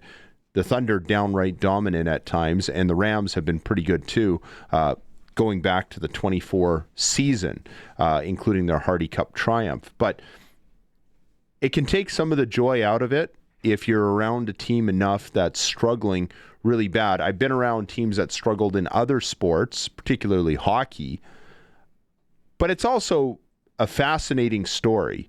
Like, if you think about it, if you're around a team that goes 0-18, you're going to remember that forever. And maybe it's not fun, maybe the athletes aren't fun to be around, but it's kind of an epic thing. And it was like when the Detroit Lions went 0-16, I think it was around game 10 or 11, they finally started talking about just win one, because they were getting close enough to the end of the season, and they weren't afraid. It wasn't taboo or anything.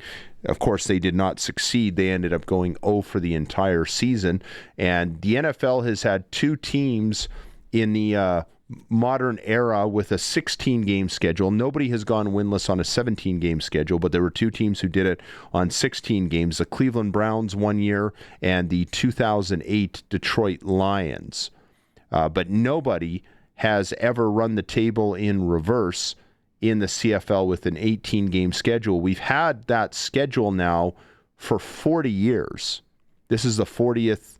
I'm just doing the math. Yeah, this is the 40th season that we've had an 18-game schedule, and it's kind of remarkable that it's never happened, but it goes to show that this CFL thing that we have going north of the border is a marathon and not a sprint, and it makes a really big difference even just going from 14 to 16 or 16 to 18 games, and I think that's a big reason why we've never seen a team run the table and win all 18 games either.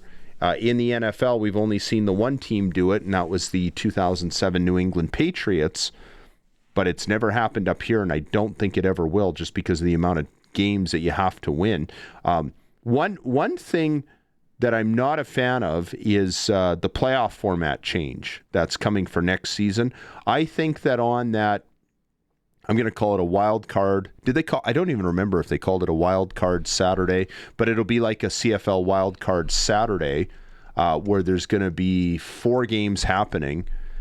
And that's going to be cool. I think having the big flurry of games happening, there'll probably be some Canadian college games happening that weekend too. It'll give a little more of that NFL vibe as far as red zone TV and things like that. But I think that having 8 out of 9 teams in the postseason is a bit of a disgrace. What I would have preferred to see is some outside the box thinking. In the National Football League, they're really pushing to get to 18 games.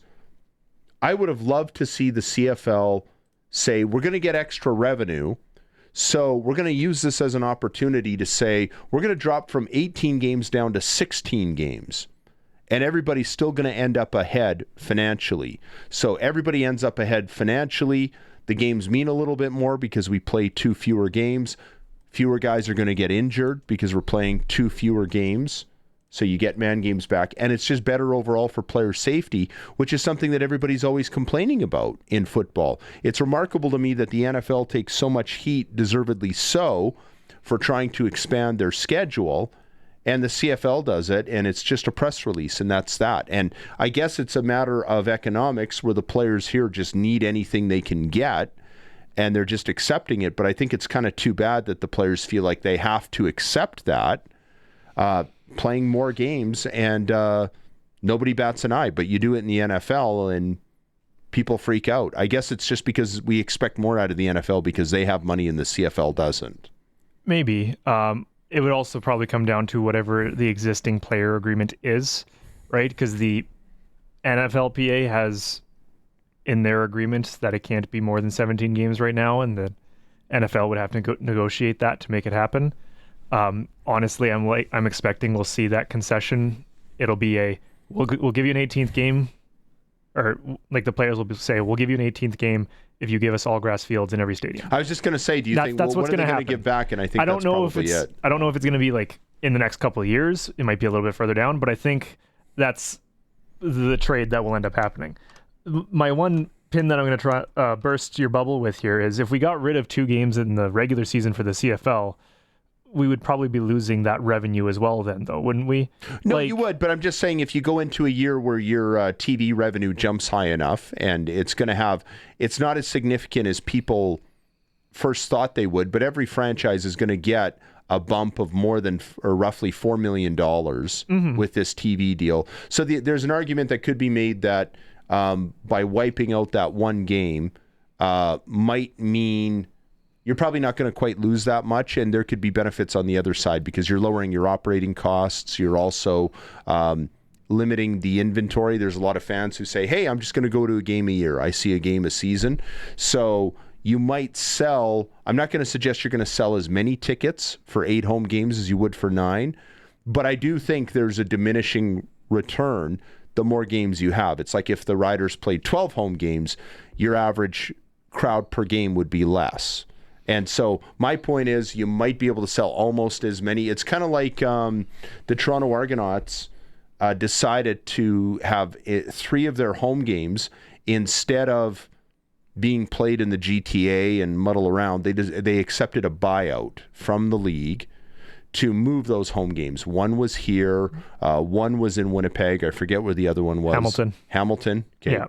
So they accepted a buyout from the league, and I've heard Keith Pelly say that the Argos are going to have bigger, better crowds this season because they took the same marketing budget, and instead of allocating it for 9 different games, they've allocated it for 6 different games.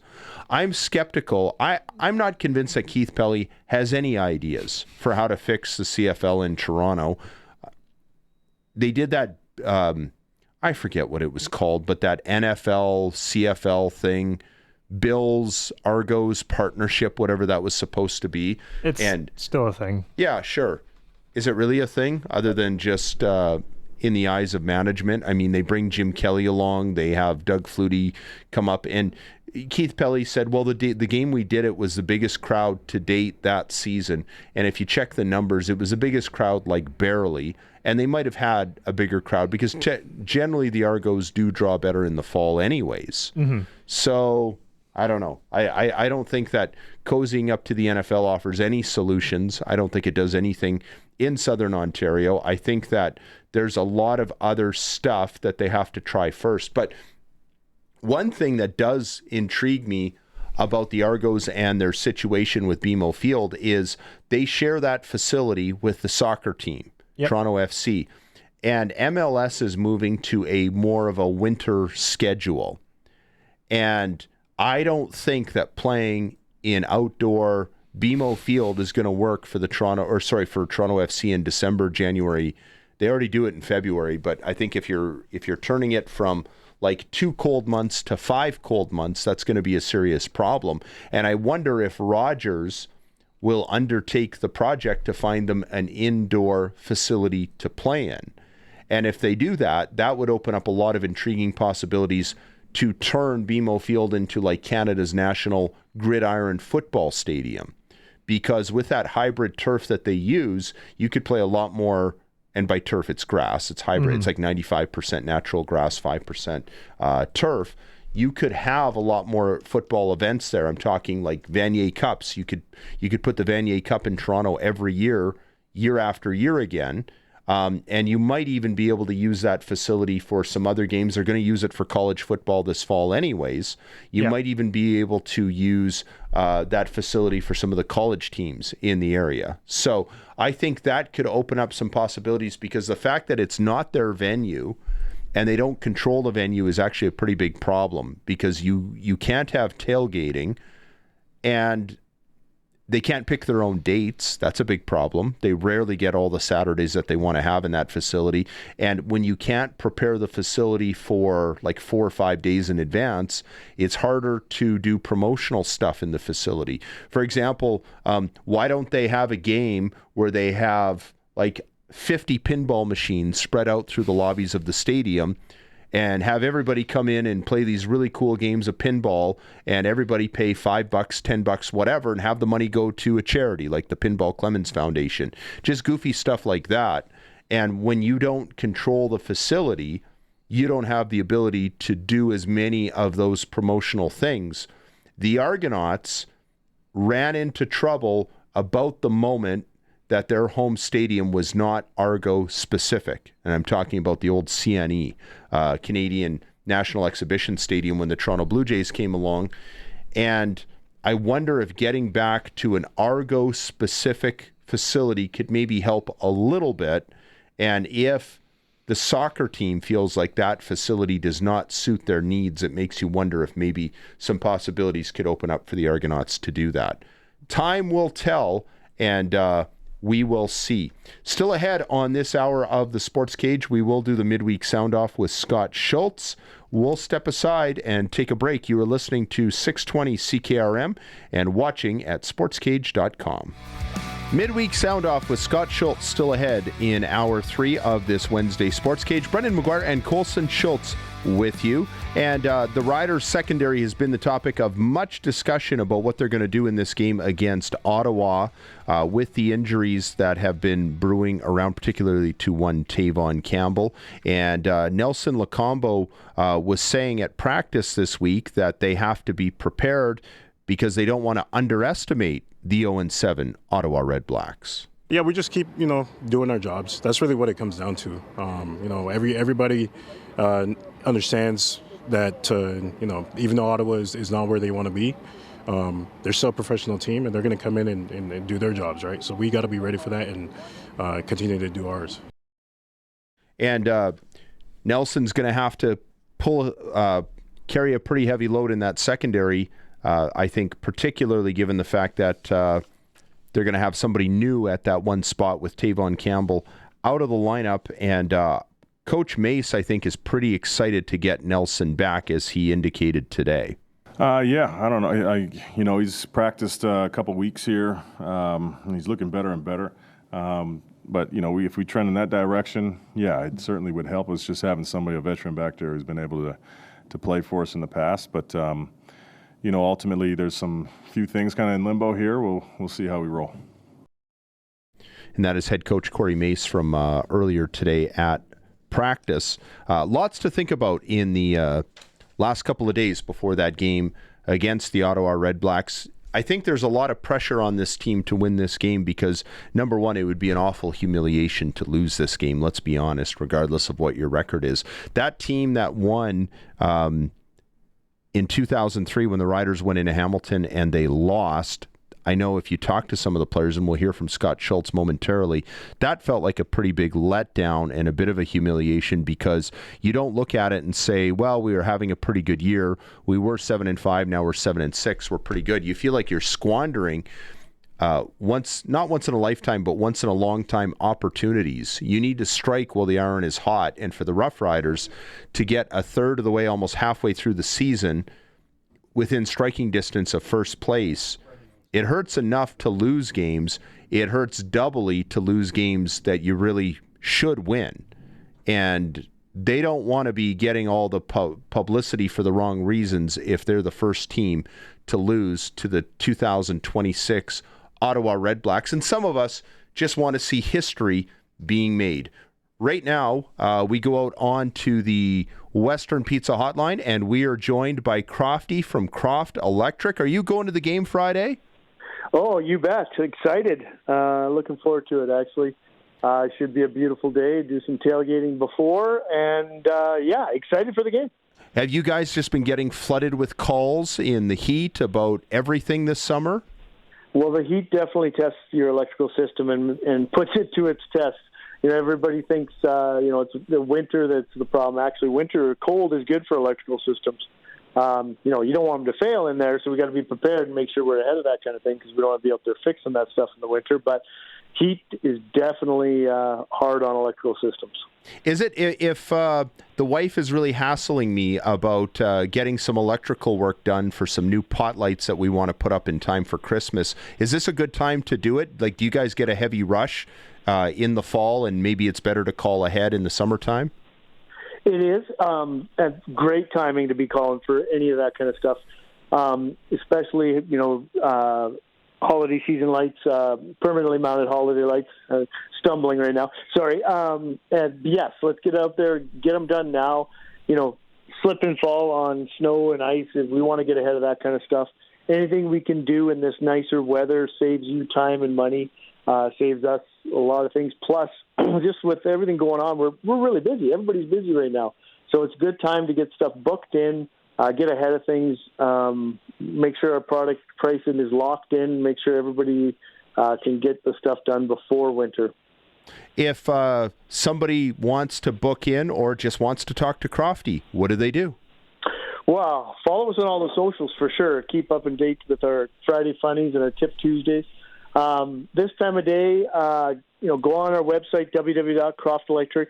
There is a Contact Us page there. You can apply for a job because we are looking for journey persons, as well as join our preferred customer program. There's little links for both of those right on there. But, 9 to 5 or 8, or sorry, I shouldn't say 9 to 5, 7 to 4:30, you can give us a call at 306-586-1333, and Amy will put you right through to me. As always, enjoy the game Friday night. Looking forward to it. You as well. Go Riders. That is Crofty from Croft Electric. Coming up next, we will do the Midweek Sound-Off with Scott Schultz. Coming up on the other side. You're listening to the SportsCage on 620 CKRM or watching at sportscage.com. Scott Schultz joins us now for the Midweek Sound-Off. And, I dug out of my garden shed this really cool little mouse trap because I thought it would be cool to show. And I often wonder if coaches actually do that sort of thing. You played pro ball and college ball for a long time. Does that actually happen? Did a coach ever come in and put mouse traps in everybody's lockers before a game, a trap game? Yeah, I mean, I've seen that happen and various other things to motivate the room. I can remember in our Grey Cup year in 2007, the offensive line coach came in and had stacks of cash, and he was slamming it down on the table, showing everyone that's what we were going to get with another playoff win. So, yeah, coaches will use tactics sometimes to light a fire under the butts of the locker room for sure. I hate to bring up a painful memory, and I know we've got some video of it, but there was a game when you played on a Roughrider squad that was facing a very similar predicament to what this year's Roughrider squad is facing. The 7-5 team that you were part of in 2003 went into Hamilton on a Saturday night. They were 0-12, and it didn't happen. It didn't work out for you. Do you talk about what that felt like, being the one team? By the way, I'm grateful you guys lost that game, because it would have broken my heart and a lot of other people's hearts to see Ron Lancaster go through the humiliation of an 0-18 season. But I'm sure you guys weren't feeling that way that night. What was that like? We were trying. Trust me. I mean, you don't ever want to be known as the one win on a winless season for a team, and it was surreal because you get to a point where things start falling apart or things aren't going right, and then, we're going to get it fixed, and then it doesn't get fixed, and then slowly but surely it's just a nightmare. And then I think that was the game, correct me if I'm wrong, where Gene McConkey recovered a fumble and then thought it was a good idea to extend the play and toss it to Andrew Green, who was another stellar offensive lineman / running back, who then fumbled the ball again, and we lost possession, leading to their win. That was a pretty sweet play, and I know we've got the clip of it, and we'll bring it up. But did you look back at that game and feel like you took them lightly or anything like that? Or was it just simple as, no, they were just better than us that night? I don't think, I don't think anyone ever has, the words don't come out of your mouth like, they're not that good, or I'm taking these guys lightly. I think it's just, maybe it's like that internal conversation. You make a deal with yourself that you're good and you feel good and you're going to work hard, but there's something about this team that doesn't deserve your full attention. And I don't think anybody ever gets to that, but it's just what happens is when you don't dedicate the maximal amount of attention to the task that you're doing in anything, much less football, things will start to unravel. And then what happens is, how do you react to things unraveling when you're in the now? And it just becomes a calamity. And it was a rough one for sure. What advice would you give to this year's team to not fall into that same trap? Cross all the T's, dot all the I's, and if anything, dedicate more time, a little more film time, a little more study, just to ensure that there isn't a letdown. That they're all pro players, and like we talk about this all the time. The other team gets paid too. They've all got contracts, and they're going to be vying, and they're desperate and for a win. So it's a very dangerous team when they're backed into a corner like this. It's almost like they're going up against a wounded animal. There's so many things that happen on the field that those of us who think we're experts, because we look at the stats and everything, and we're really not, because we've never played the sport and we don't see what happens away from the football. I think about their secondary, and if we saw what happened last year when Tavon Campbell was injured late in the season, how much trouble they had filling that void, especially with the Canadian back there, and he's not going to play in this game. How much do the guys up front, I'm talking about the pass rushers, the guys who played your position, notice that? Oh, you definitely notice it, because, everyone gets into their ego a little bit, and they think they're the best, and they get a sack or they make a big play, they celebrate, and immediately they think it's all because of them. But then as the replay unfolds, you see your teammates working for your success, and it is difficult. And the defensive line, nobody recognizes that more than the D-line, because if the back end struggles, then it really gets tough up front. And one of the ways that the group can alleviate that is just by, it doesn't have to be sacks, it doesn't have to be tackles for loss, it just has to be constant pressure, moving the quarterback off his launch point and causing disruption, and then slowly but surely work that into some plays that it will have a bite, like a sack, like a safety or a tackle for loss. I don't know how much you've had the opportunity to watch this year's Red Black squad, but I've watched them a lot. And what intrigues me about them is they find so many different ways to lose. One game, it'll be their offense or their red zone offense. Another game, it'll be their short yardage defense. It's always silly little things. And I sat at the old man lunch the one day that Tom Shepard has every Friday. And I was talking about this with Al Ford, that when the Riders played in Ottawa earlier this year, they were trailing 10-0. And then they kicked the ball to Ottawa, they fumble, and you just knew in that moment that they were done. Even though they had a 10-0 lead, they were not mentally strong enough to withstand something bad happening. You've played on some good teams, and earlier in your time in Saskatchewan, some not so good teams. Talk about what that's like when you're in a locker room and you know that the morale is low enough that they just don't have it. They don't have the mental toughness to get through that adversity. It's a scary place to be on a team when that's kind of the tone or your situation that you find yourself in. And like you said, I've been on some of those teams with the Riders, and I guess to me what that says is, they're finding ways to lose. I agree with that. To me, that's a little bit I wouldn't say it's a positive, but it shows that they're not, the whole team isn't bad. It's just they're taking turns at lacking the discipline and getting caught with the self-sabotaging activities. To me, that shows that, you can see that that's a team that is going to right the ship at some point. A lot of those times on teams with the Riders, those 9-9 teams where we had to win 3 or 4 or 5 games in a row sometimes just to make the playoffs, you would see those ups and downs. And as far as the mentality goes, it's almost like you got to have that stoic belief in oneself and in each other that you can figure it out. And I tell you, what we did was, especially the 06 year and 07 year leading up into that great Grey Cup win, was the mentality of the defense was, no matter what happens, no matter where we get inserted in the game or called upon, our goal is give the offense the ball back. The simple theory was that they have the most proclivity to score. Let's put the ball in their hands as many times as we can. And so our success wasn't a sack, a pick, a big tackle. It was, did we get off the field? Can we get the ball back? How many times did we get the ball back to our offense? And I think you got to play some of those mental gymnastics sometimes to get through rough spots.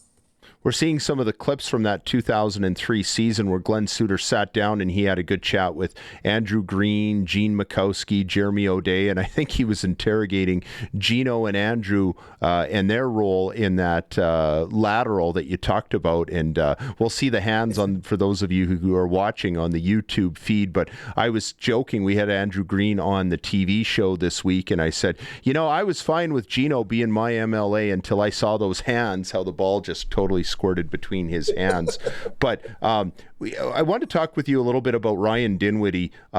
He's been building a bit of a, I don't know if reputation is the word, he's been getting in the habit since last season of calling players out, and sometimes by name. And he went to that well once in Toronto, and the next week it seemed like the Argos responded. Then he did it again a little bit later in the season, then they responded. Then he did it again and they stopped responding. We've seen him do some of that in Ottawa, and I just wonder, you would know better than anybody being in the locker room with those guys, does that get old fast? I mean, do you get to a point where if he's just calling guys out, never really taking accountability himself, where the guys all of a sudden maybe want him to fail?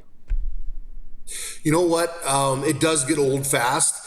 It's mortifying, especially anybody at a job when you get called out by the boss, whether you're working a 9 to 5 in society or you're lucky enough to play a kid's game and that be your deal. When a coach or the boss calls you out, it's rough. And then to your point, I do think that when used sparingly once in a while, maybe once a season, you can do that. But if you start doing it and leaning on that, it gets old quick and you lose the room. One time I can think of, I mean, I got called out by coaches all the time. You're always trying to work and get better. But I can remember one time there was a bit of a lull in the sack department for myself and Nate Davis, and Roy Shivers took to the leader post and had a big article about his 2 top-tier D tackles that weren't getting it done. And so I had clipped it out of the article, out of the paper, taped it in my locker. And, Roy Shivers comes strolling through the locker room on game day. And he looks at it, looks at the highlight, looks at me and says, well, hope that lights a fire under your ass, and just kept on walking. And it definitely worked. I think I got a sack or 2 that game, and same with Nate. But like I said, you can't overuse a tactic like that. That's something that's deep in the management / coaching bag, as you'd say, and you don't want to go to the well too many times. Do the and in your career, it often seemed, because most of your career was with Danny Barrett as the head coach and Roy Shivers as a general manager, seemed to me like they did this good cop, bad cop thing going. Is that accurate? And do you think that's effective, where it's like maybe in this case Dinwiddie's a bad cop and there's somebody else on the staff who's building them back up? Well, definitely. And I think the way that Roy and Danny played that was expert, because one was the GM, the higher up boss, and one was the field boss and the coach that you dealt with every day. And so, hey, the coach has got to answer too, right? You can't fight City Hall, and, the buck stops with Roy. So that kind of works. I think it gets a little more divisive when you're, if you're the head coach doing that, and then you're looking for that kind of relief act within your staff, because the head coach is the head coach. He's the head guy. So it gets pretty tough if you're going to lead with those kinds of tactics. There were always stories of Roy. There was one story in a game, and you can defer this question if you don't want to answer it, but one story I've often been curious about was near the end of Roy's time. I think it was like a week before he left. In the locker room in Edmonton after a bad loss, Danny was talking, or he's up on the table and he's yelling at everybody like he did from time to time. Danny started talking, and then he turned and he lashed out at Danny.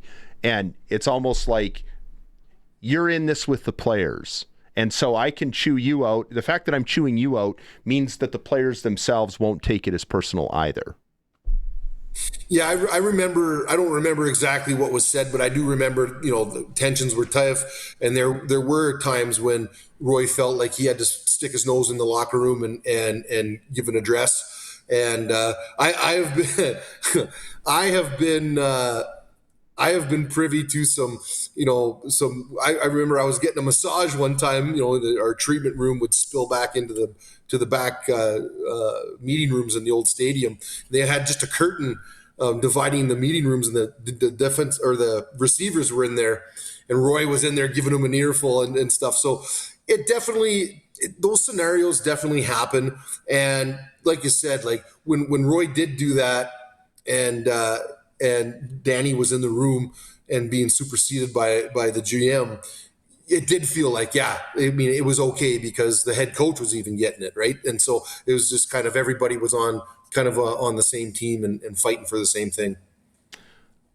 Getting to today, I just love talking about those early 2000s Roughriders stories. I'm obsessed with that era. But I was going to say, looking at this year's squad, pretty good record in a pretty good fight. It was nice to see Commonwealth Stadium look mostly full. I'd forgotten what a pretty stadium that is when it's mostly full. I hate the change to the playoff format that's coming next year, where it's going to be one team miss instead of 3 teams miss. And we brought up the comparison yesterday about the old pennant races that we used to have in baseball. It feels to me like we're having the last great pennant race this year between the Saskatchewan Roughriders and the Edmonton Elks, because that first round bye will never have the importance again after this season that it will this year. How do you feel about that playoff format change, and do you think that's an accurate portrayal of the race that we're in for?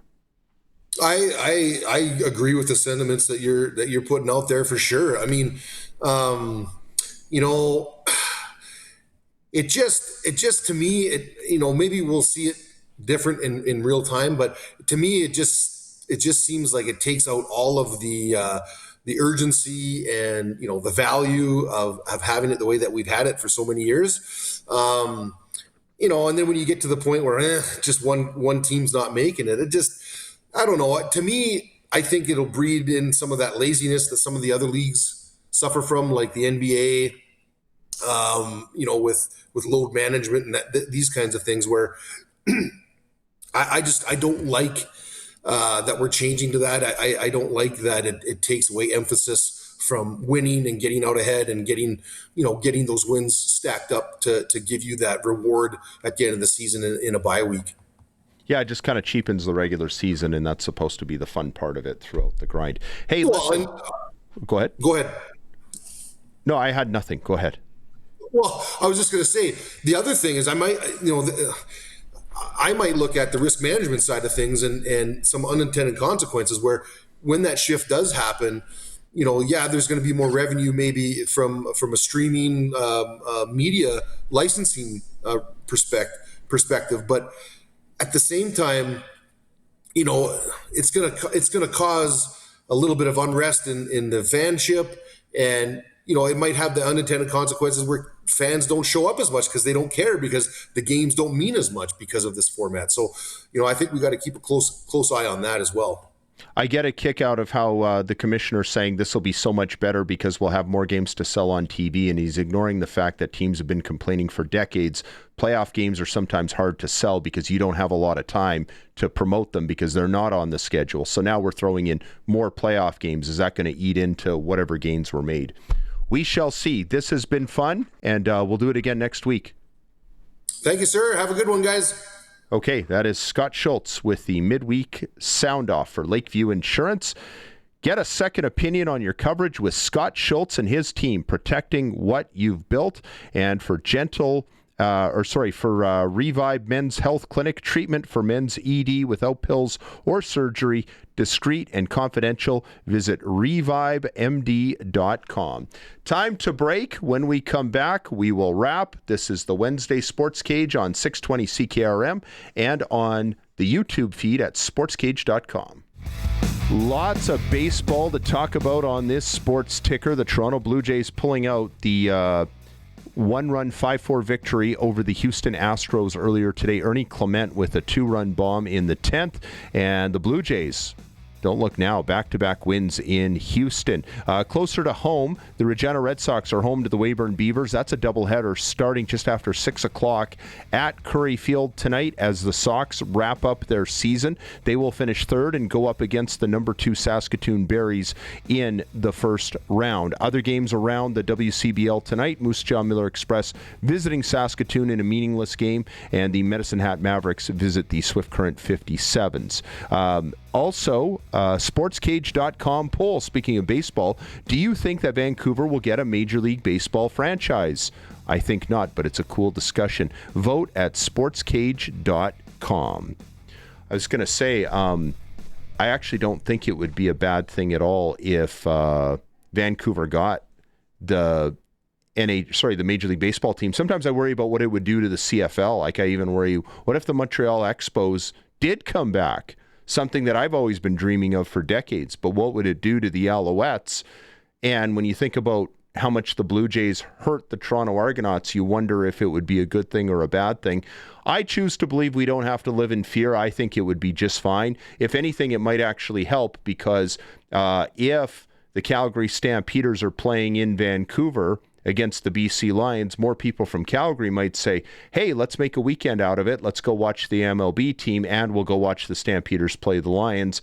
Just like if they're playing on the same networks, they can cross-promote, et cetera, et cetera. But I do think that there is a hunger for more big league sports in Canada that is not hockey and that is not Toronto.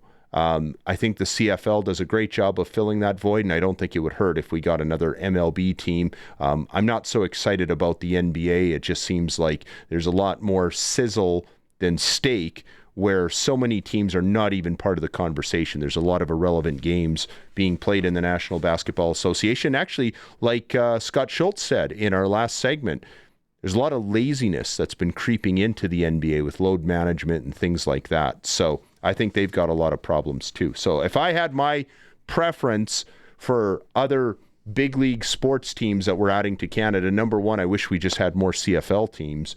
But number two, I would say Major League Baseball, Montreal and or Vancouver. One of the comments on the YouTube chat, U.S. labor laws allowed Baltimore to use All-American players. You're kind of right.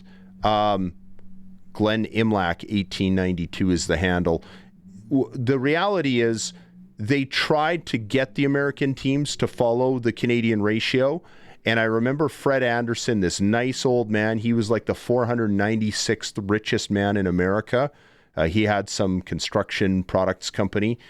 Anyways, he owned the Sacramento Gold Miners, and he was open to using Canadians.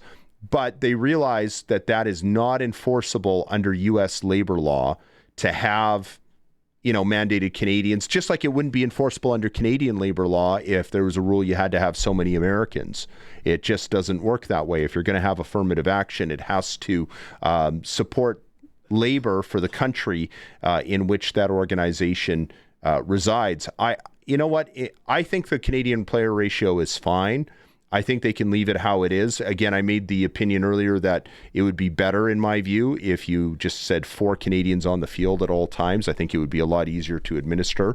It'd be less confusing, and it would help us develop more Canadians at non-Canadian positions. You'd have a more variety of them. But I even think that if the CFL gets to a point where they expand outside of Canada, I think it would be just fine as well, because there's other ways you can compensate the Canadian teams for having to use Canadians competing against other franchises that do not. Coach Mace had some comments earlier today at Saskatchewan Roughrider practice where he responded about whether or not he's frustrated with the key injuries they seem to be getting week after week. Injuries happen in football, man. It's just, you can't, before the season, if you could just circle it up and we can anticipate that who's going to get hurt when, that'd be awesome, but that's just not how it goes. But that's why you have a full roster, a full locker room full of people, and they prepare themselves as if they're going to have to play. So we've, it's just kind of been what it is since we've been here, and really anywhere else I've ever been. It's part of the game, sadly.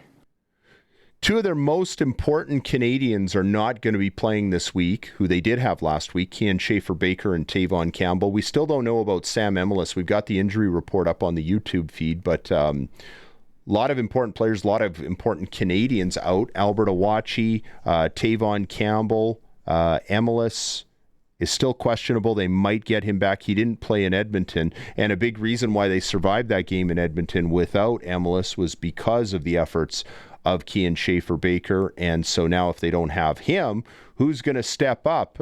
Johnny Johnson III will probably get more action. But again, it's that whole Canadian player ratio. You've got to replace those guys. Josh Woods, another questionable player on defense. So they're going to have a lot more trouble this week, even if Sam Emelis plays, I think, from an injury standpoint. But thankfully for Saskatchewan, they're playing the 0-7 Ottawa Redblacks and not the first place Edmonton Elks. That'll do it for another edition of the SportsCage Special. Thank you to all of our guests, Scott Schultz, Mark McConkey, Crofty, everybody else, and especially Colson Schultz for putting this all together and keeping us on the air. On behalf of our entire crew, this is Brendan McGuire saying thanks for listening and watching, and good night from Regina.